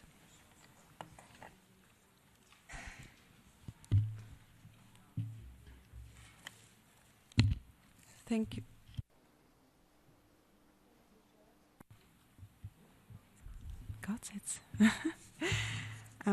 Thank you, Chair. My name is Cemre Balabal, and I'm going to make a speech on behalf of the Swiss youth. Now I'm going to switch to French. Madame la Présidente.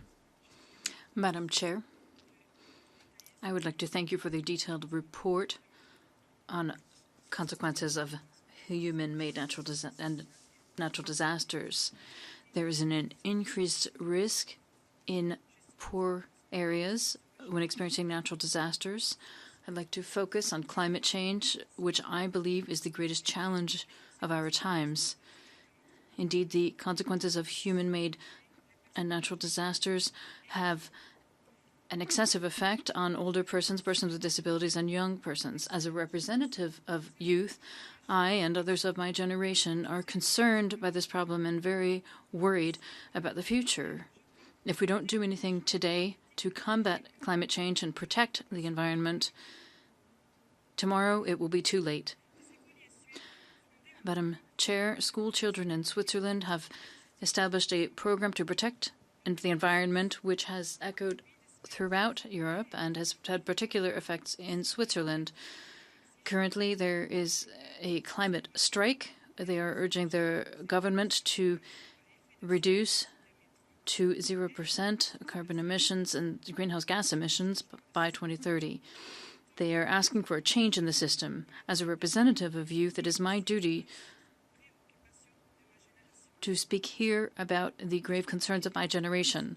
I would like to draw your attention to a major consequence of climate warming. There are many difficulties that will be dealt with specifically by young climate refugees. The degradation of the environment and climate change will force people to leave their homes. Often they migrate towards neighboring countries where access is very difficult for young people who are migrants, and they run an even greater risk of unemployment. If no measure is taken, this can lead to major marginalization and stigmatization of young migrants. At the same time, this can lead to growing gaps and inequalities in the area of social life. Environmental degradation and climate change are the most important things at stake in our future. Addressing them is challenging, especially because in the political arena, the entire international community must work together to achieve something. I would therefore appeal to the conscience of all member states and to unite them to join forces with the young people and to show greater commitment and greater will to achieve climate goals. Thank you, Madam Chair. Thank you very much, the representative of the youth. I would like to now call upon the distinguished representative of the United Kingdom. Thank you, Madam Chair, and thank you to the panelists for their presentations and the Bureau for organising this important event. As we've heard, people with disabilities are disproportionately impacted by conflict and disasters. People with disabilities face additional risks if they're unable to evacuate, seek refuge, or access information about the events around them. In the social upheaval that often accompanies crises, people with disabilities are at a greater risk of abuse, exploitation, and discrimination. Yet despite this, people with disabilities are often invisible or excluded from the humanitarian response. The United Kingdom is committed to addressing this problem.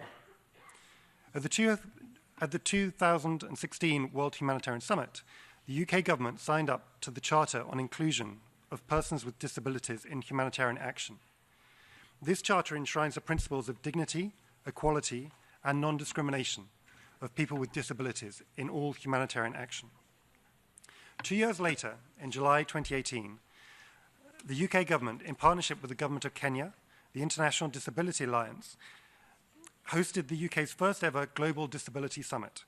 The summit raised global attention on a long-neglected issue, mobilized new global and national commitments on disability, and showcased good practice, innovation, and evidence with the involvement of over 170 governments, civil society organizations, and businesses.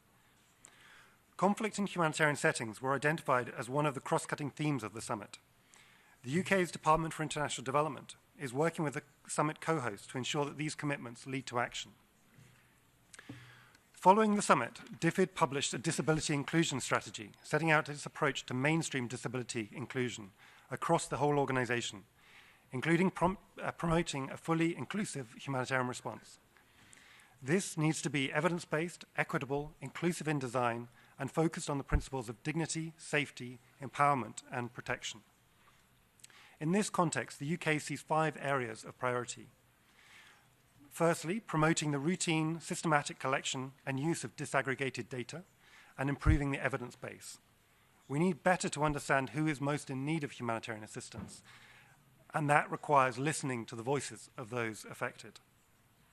Secondly, equitable access to essential humanitarian services for all people with disabilities. And to this end, the UK is reviewing all our humanitarian action across the world. Thirdly, put a greater focus on mental health and psychosocial support, including for people with disabilities. This recognizes that exposure to conflict, violence, and insecurity can have a major impact on the mental health and psychosocial well-being of all people. People with disabilities often face a greater impact and have less access to support services. Fourthly, advocate for the safety, protection of girls, women, boys, and men with disabilities in all humanitarian crises. There'll be a focus here on providing services that work to end physical, sexual, and psychological violence and all types of discrimination. And fifthly and finally, we'll work with our partners to ensure that the international humanitarian system effectively and comprehensively addresses disability inclusion. This includes supporting the integration of system-wide guidelines on inclusion for persons with disabilities in humanitarian action, the implementation of the core humanitarian standards, and adherence to the humanitarian inclusion standards. The UK stands ready to support and cooperate with all partners in taking forward this vital work. Thank you. Thank you very much, the distinguished representative of the United Kingdom. I would like to now invite the distinguished representative of Finland. Madam Chair, my name is Virpi Dua and I represent the Union for Senior Services and NGOs in delegation of Finland. I want to thank all the panelists and moderator for excellent speeches. I would like to ask for all panelists how you see different local NGOs' role for to be involved in supporting older people as victims of disasters. We have some experiences, and as we heard before, older people are neglected in many crisis situations. So different local NGOs' role, how you see it. Thank you. Thank you very much, distinguished representative of Finland. I would now like to revert back to a representative of the NGO accredited with to ECOSOC and ask the Soroptimist International to take the floor. And the number is 2753. Thank you, Madam Chair, and to the panel for your insightful presentations. My name is Sharon Fisher. By 2050, 2.5 billion people, or approximately 68% of the world's population, will be living in urban areas, and this could be as much as 90% in Asia and Africa. Youth have been moving to urban areas and will continue to do so in search of employment and a more fulfilling life. During the same time frame, the population 65 and over will jump to 17%, or 1.6 billion, and the oldest old, 80 and above, expected to more than triple. The oldest old population in some Asian and Latin American countries is predicted to quadruple by 2050. People are living longer, but that does not necessarily mean living healthier. Often they no longer have support systems within family or community. As we see the decline in health, mobility, an increase in intellectual disabilities and psychosocial disabilities, are disaster risk reduction and management plans keeping up with this shift in the population? The speaker made reference to the Sendai Toolbox that in theory is inclusive of all persons, but in practice, during the tsunami in Japan, many of those who did not survive were older persons. The local community of Seroptimus were commended for being early support in community response, both with immediate support and programs lasting several years, such as funding girls to complete high school after losing their parents. We commend and support the speaker who mentioned community response. There must be a coordinated response at the community level. Our question is, if people have to be evacuated or sheltered, what has been included in planning? Is there a way to charge wheelchair batteries? Are there trained sign language interpreters, instructions written and posted at levels people can read and understand, with diagrams? Are there medical personnel available to manage psychotropic medications and other medical conditions? What plans for farm and domestic animals, as many will not evacuate without them? Are there different plans for rural, urban, and other human settlements? Thank you very much for this opportunity. Thank you very much for your comments. I would like to now invite the distinguished representative of the International Strategy for Disaster Reduction, UNISDR. Thank you very much, Madam Moderator. All protocol respected. The UN Office for Disaster Risk Reduction welcomes the opportunity of this panel and the significant consideration expressed by the panelists and by the discussants. Statistics clearly point to the fact that disasters do have a differentiated impact on various segments of our societies and people. And as such, disasters exacerbate inequalities. While it is important to get better and better in preparedness and response and strengthening resilience to disasters, we also need to get better and better to avoid the creation of new risk and reducing the existing risk in accordance with the Sendai framework. Disaster risk is the result of a combination of vulnerability, exposure, and capacity, as well as hazard characteristics. As such, disaster risk is the result of economic and social construct. It becomes evident that social and economic policies and their impacts on peoples and their assets do play a major role in whether disaster risk increases or decreases. Disaster risk reduction is an essential approach to ensure that the whole of society benefits from progress in the attainments of the SDGs. No one is left behind, and even further behind due to disasters, and thus inequality is addressed. As highlighted in the Sendai Framework for Disaster Risk Reductions, persons with disabilities, older persons, and youth have a critical role to play in disaster risk reductions, and their participation is simply essential. Normative frameworks need to make this happen.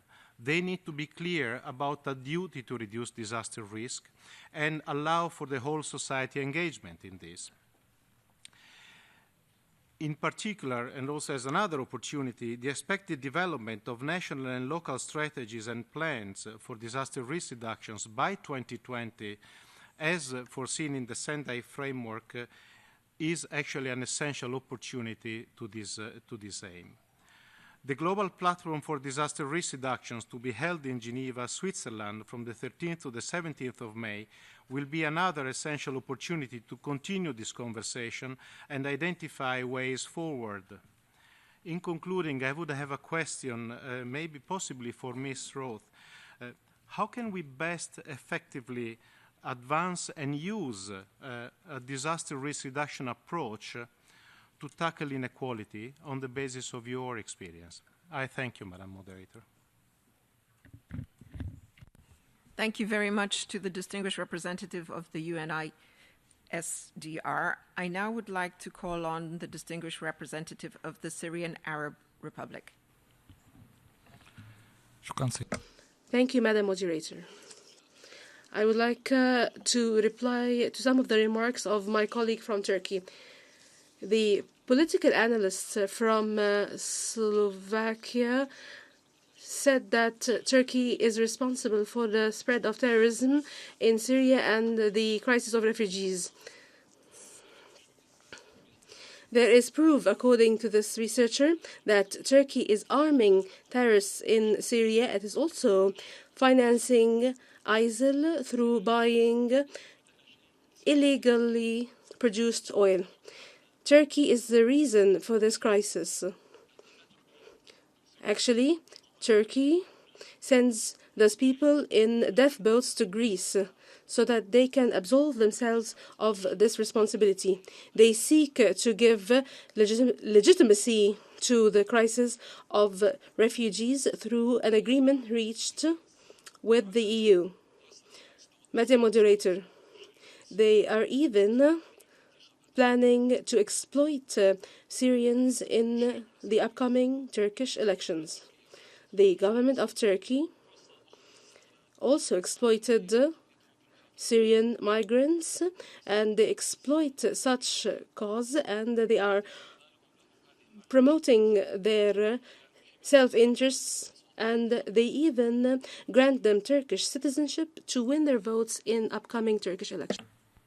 Thank you to the distinguished representative of the Syrian Arab Republic. I would now like to turn to the distinguished representative from Ukraine. Thank you, Madam Chairman, panelists, decision delegation. As you may know, Ukraine faced with the military external aggression in 2014. More than 3,000 civilians were killed and 1.5 million people had to leave their premises and become internally displaced persons. Using the opportunity, we would like to express our gratitude to all international partners, international community, to support that have been provided to Ukrainian people on the eastern of Ukraine and internally displaced persons. From 2014, a list of steps were adopted to protect IDPs, including the most vulnerable as children, youth, and persons with disabilities. Psychosocial support programs, including mobile team, were introduced in Eastern region, which is crucial, especially for children and families that live on the contact line, and especially for people with disabilities who could not move as IDPs. Targeting monthly assistance to IDPs to cover the cost of living, including housing and communal services, was established. The special payment to assist the children born in IDPs' families, including children with disabilities, also was established. We adopt the special status, child affected by conflict, for children and youth from IDPs' families and for those who still stay on the conflict-affected region. And other steps like adoption, national plan of action on IDP support. With the support of international organization, we adopt new humanitarian plan for Ukraine on 2019. But people, they still suffer on the conflict-affected region. Lack of access to health services, educational services, social services, ruined houses, facilities. Sometimes it's even access to clear water and nutrition issues. So this work and support in supporting our citizens of those regions and IDPs will continue, and actually humanitarian aid is still crucial issue for us. But from another side, we have the part of those regions, conflict-affected regions, where the development program has to be present even right now. We do believe that humanitarian and development nexus is one of the options to rebuild the social economic stability in Eastern region. that under Ukrainian government control, including peace building and sustainable integration of internal displaced persons, especially children and youth in housing communities. So at the end of my speech, I will have a question to the panelists, how you see maybe the core steps in building such a humanitarian and development nexus. Thank you very much. Thank you very much to the distinguished representative of Ukraine. I would now like to call on the Pirate Parties International, seat 2752, an accredited NGO, to ECOSOC. Dear Madam Moderator, distinguished ladies and gentlemen, my name is Ladislav Koubek and I'm board member of Pirate Parties International, which is a global umbrella organization of pirate movements in 36 countries on 5 continents. We are a global grassroots movement promoting democracy, advocating for horizontal decision-making using modern technologies, and for protection of human rights and fundamental freedoms in the digital age. Thank you very much for organizing this very interesting high-level panel today. While listening to the different approaches to addressing the differential impact on natural and human-made disasters on persons with disabilities, older persons, and youth, I'm wondering, and I would like to ask the panelists for their comment, how to include the use of modern information technologies and the internet for the benefit of the disadvantaged groups during natural and/or human-made disasters. Thank you. Thank you very much to the representative from Pirate Parties. I would now like to call on the representative from the International Federation of the Red Cross and the Red Crescent Societies. Thank you, Madam Moderator, for giving me the floor. The International Federation of Red Cross and Red Crescent Societies was very encouraged to see the Commission choose this theme as its emerging topic this year, especially in light of several recent or ongoing initiatives, such as the publishing of the of the humanitarian inclusion standards for older people and persons with disabilities by the Age and Disability Capacity Building Program, the ISC guidelines on the inclusion of persons with disabilities in humanitarian action, and the forthcoming UN system-wide disability action plan. Basing itself on its long-standing experience in disaster prevention, response, and recovery in communities, the IFRC has contributed to many of these initiatives and will continue to do so. In 2018, the IFRC devoted its World Disasters Report to leaving no one behind, through a systematic identification of 5 groups that both humanitarian and development actors and many others have the most difficulty reaching. People with disabilities and older people whom we mean to reach but often don't reach in the right ways and have difficulties finding are one of the most prominent groups. A 2015 study by the Office of the UN High Commissioner for Human Rights, based on Japanese data, suggested that people with disabilities were 4 times more likely to die when a disaster strikes. And data collected during Typhoon Haiyan and the 2013 Nepal earthquakes showed that while older people accounted for about 7 to 8% of the overall population, they accounted for nearly 38% of fatalities. There are ways we can avoid this, and I hope you'll forgive me if I re-emphasize some of the recommendations already highlighted by the Secretariat and the panelists. First, as the Secretariat note emphasized, age and disability as well as situational data remains a huge problem. In that regard, we welcome the Washington Group short set of disability questions, which is currently being piloted in Jordan, the DRC, and the Philippines. Second, while we recognize the significant progress that has been made with respect to prioritizing older persons and people with disabilities in disaster risk management legislation, notably in the Asia-Pacific region, we note that these commitments often remain without effect without specific mandates, details, and commensurate resources to bring about tangible actions. Third, we must ensure that everything we do empowers and involves older people and people with disabilities. In many cases, older people are not only more vulnerable, but also more responsible for the care of others and definitely agents of change in their communities. To give just an example, the Afghan Red Crescent has formed committees of grandmothers who visit community households to sensitize young pregnant women and their families about the importance of seeking quality health care during and after birth. Fourth, beyond fatalities and injuries, disasters impact people with disabilities and older persons in particular ways, as the speaker from the European Union underlined. One of the most common long-term impacts of disasters is the breakdown of family and community support structures, leaving these groups more vulnerable to exploitation and abuse. Identifying people in advance of known weather events and ensuring follow-up after a disaster occurs can go a long way.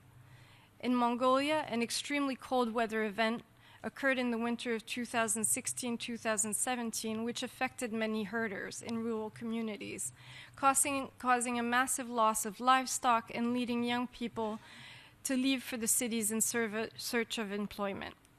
During this time, the Mongolian Red Cross helped people carry out household chores, access state benefits, and arrange medical visits. And well after the events, they had reading groups bringing news to communities from outside.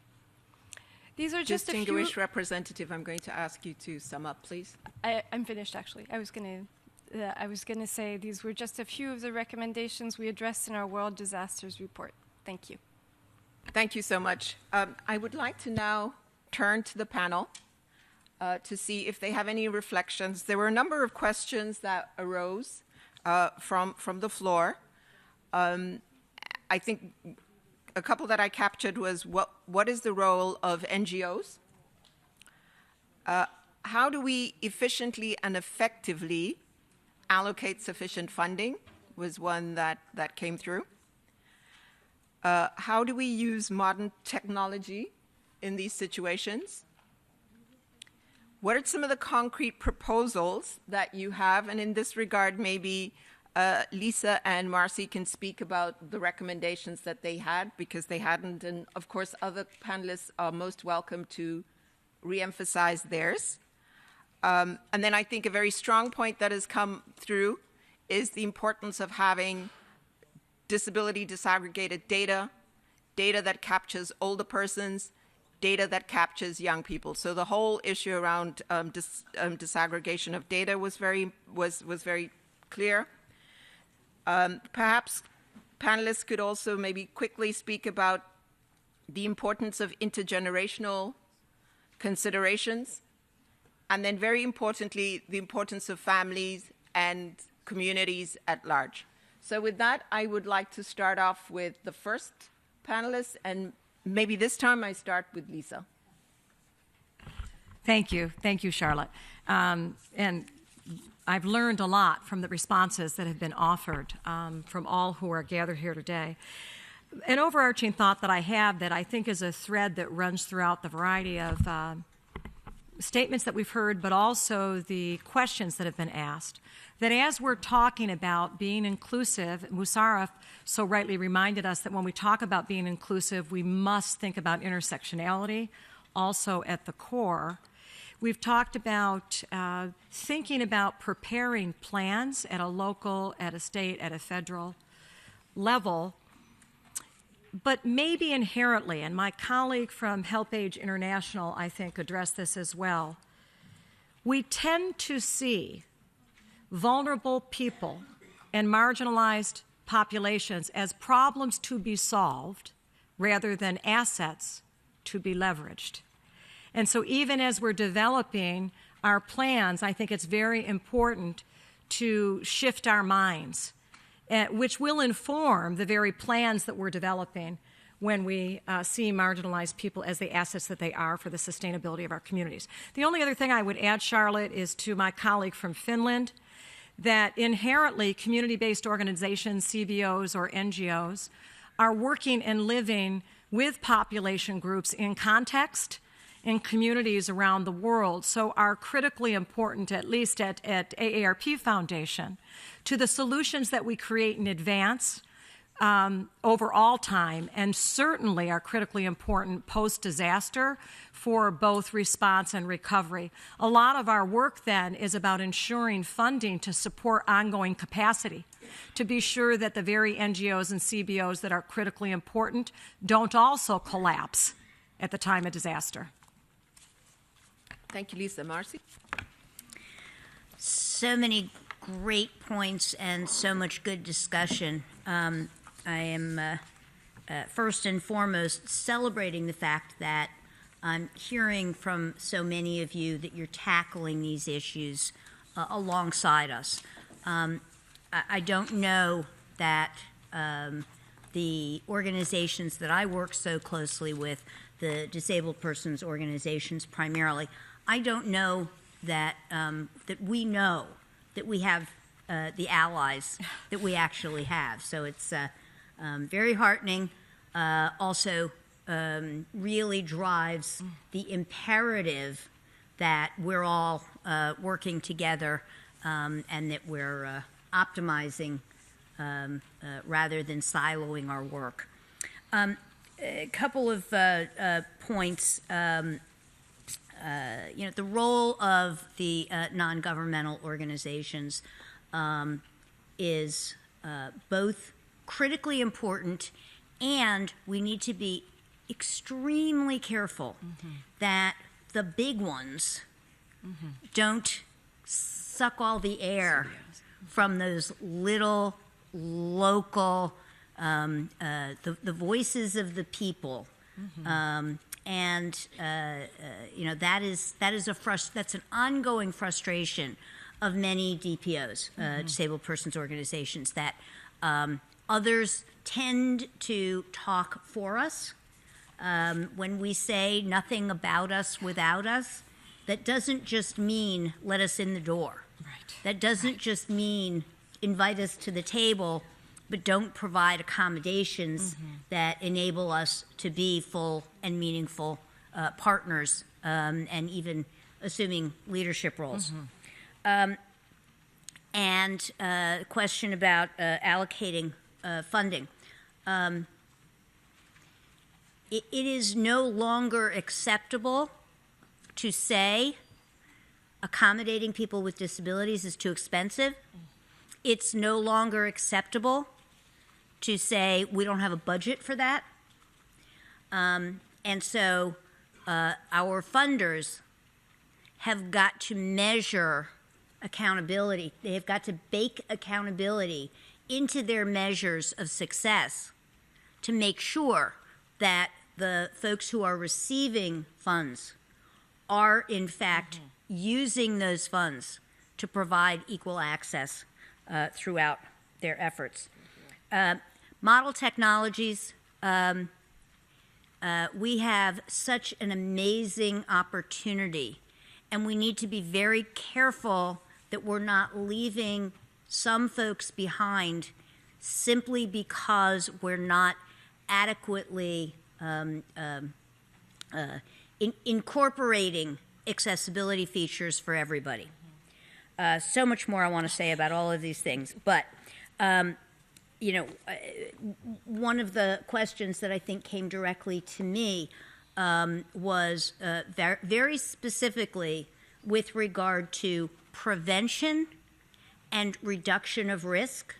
And I want to make a point that we have got to back up so much of our focus and make sure that the work that we're doing starts with preventing the kinds of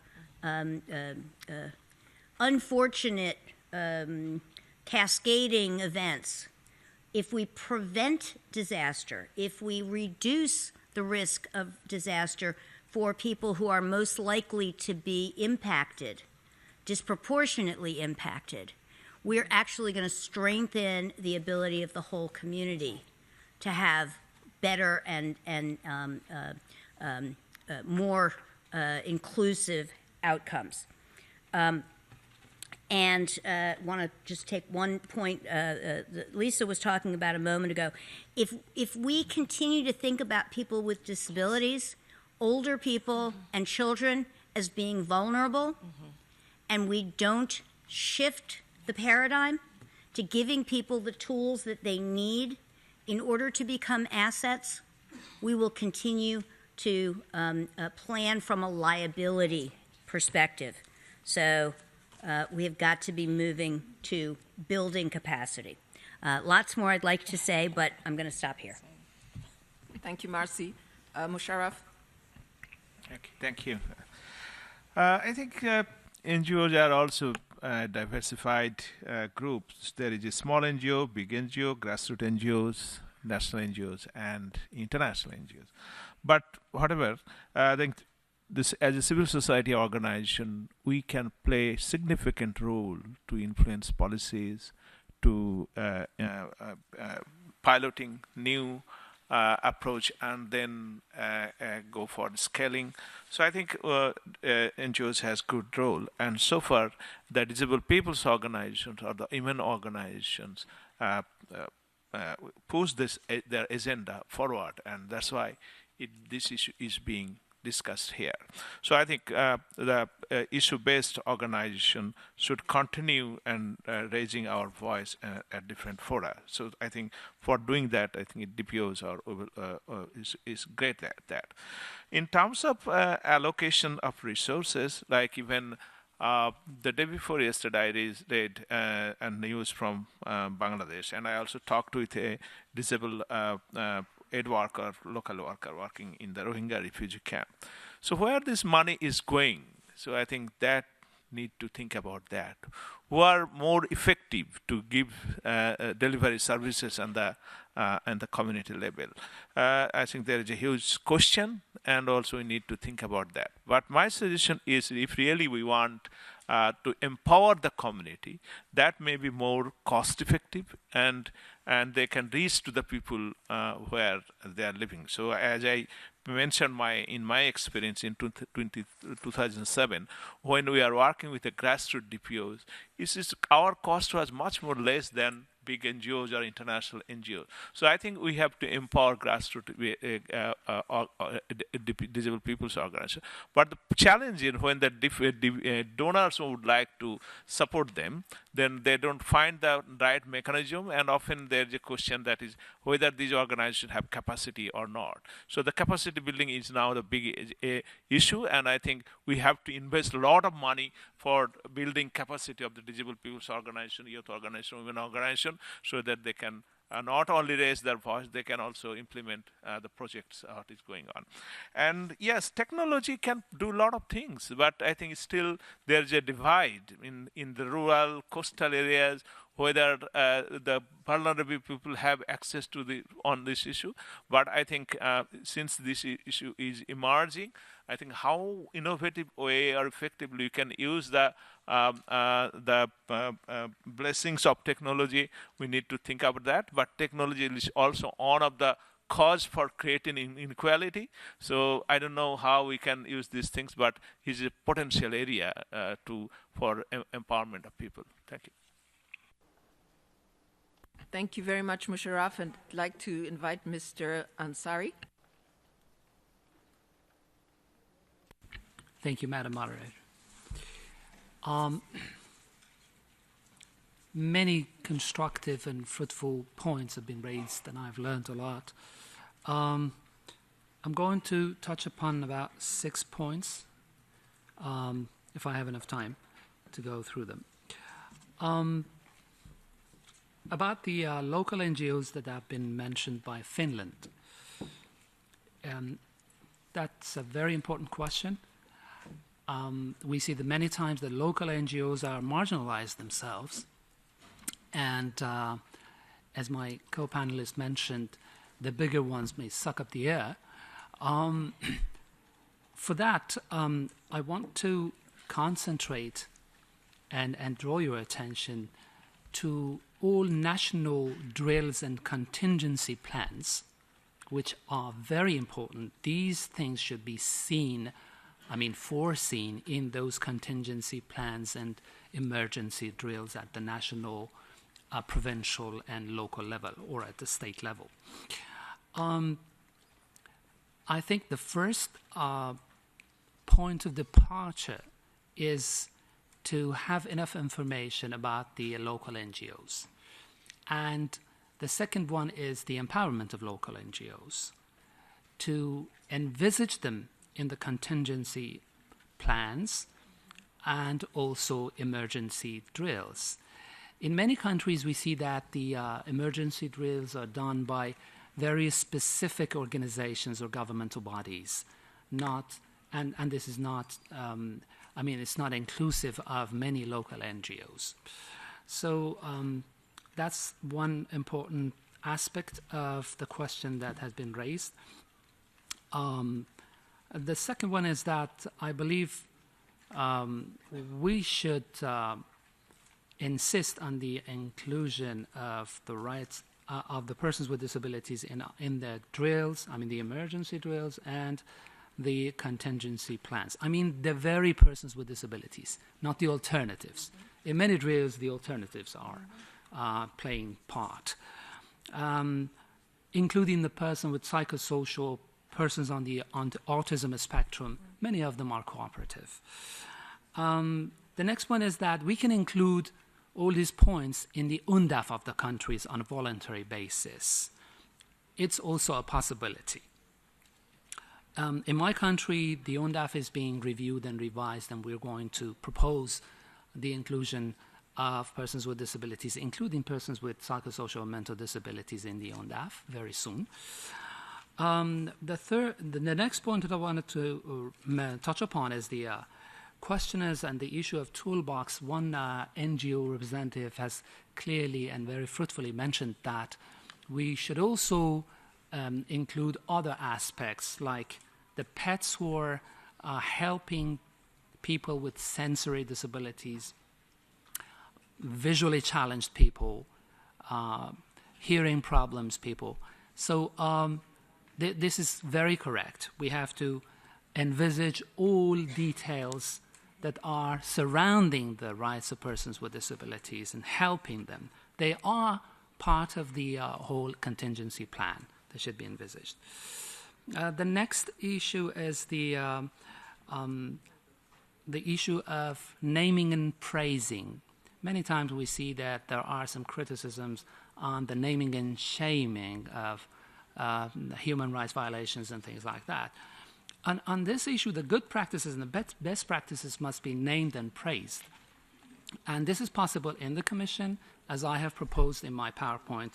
You can get back to that.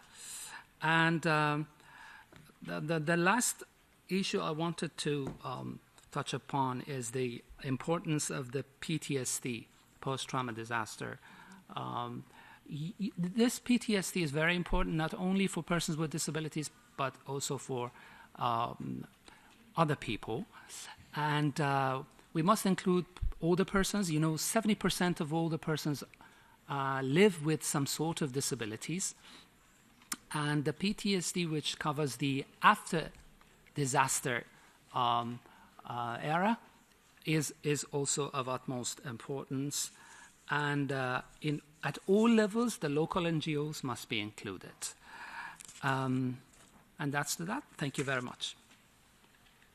Thank you very much, very distinguished panelists, for really great comments.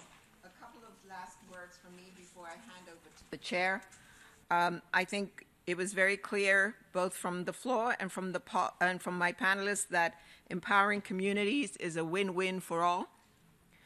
I think the sentiment that to be truly inclusive means thinking beyond the traditional disabilities that we typically think of, to include persons who have psychosocial disabilities and mental health issues. Clearly, the need for better data.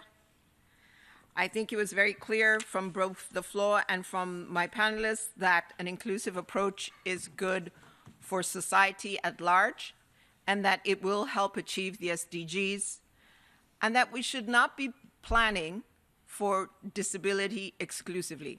What we should be planning is for planning for all. I think there was a very strong point that technology can be a very important tool, but it's also not the panacea, and that we can't take that for granted. And finally, I'd just like to close my comments by thanking the Commission for having this discussion. I think it's been a very useful and a very important discussion, but also to emphasize the point that was made by all the panelists, there is a role for all actors, including older persons organizations, disabled people's organizations, and youth organizations. And with that, I'd like to hand over to the chair. Thank you very much. Thank you. Distinguished delegates, we have reached the end of our interesting high-level panel discussion on emerging issues. I thank the moderator, Ms. McLean Enlapo, for skillfully guiding the course of the discussion. I also thank the distinguished panelists, lead discussants, and delegations for their participation and contributions. Distinguished delegates, I have been informed that the representative of Turkey would like to make a statement in exercise of the right of reply in accordance with Rule 45 of the Rules of Procedure of the Functional Commissions of the Economic and Social Council.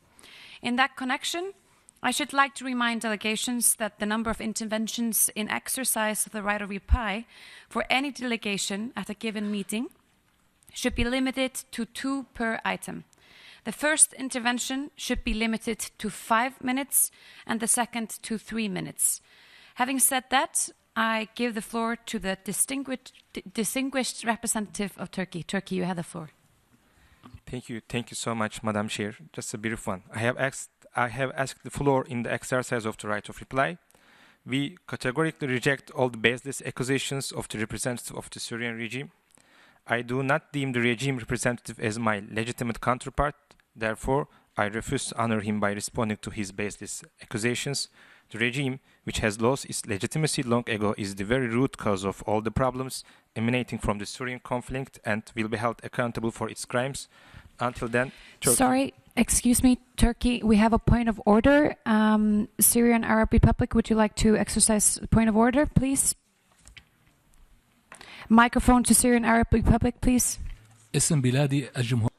In the name of my country, the Syrian Arab Republic, this is a point of order. In the name of my delegation, the delegation of Syria.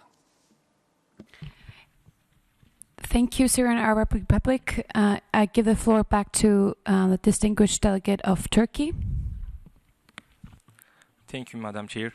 The regime, which has lost its legitimacy long ago, is the very root cause of all problems emanating from the Syrian conflict and will be held accountable for its crimes.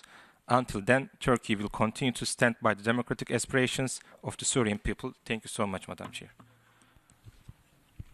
Thank you, distinguished delegate of Turkey. I see the Syrian Arab Republic requesting the floor on a point of order again. Would you like to exercise that? I give the floor to the Syrian Arab Republic. Madam Chair, I hope that the rules will be maintained using the official name of my nation, the government of the Arab Republic of Syria. Thank you, Madam Chair. Very much, distinguished delegate of Syrian Arab Republic. That is duly noted. Thank you. Distinguished delegates, before adjourning this meeting, I would like to inform the Commission that this afternoon at 3 p.m., the Commission will hold its interactive dialogue with senior officials of the United Nations system on the Commission's priority theme. Moreover, I would like to draw the attention of delegations to information on side events, which is available on the side of the conference room next to the door. This meeting is adjourned.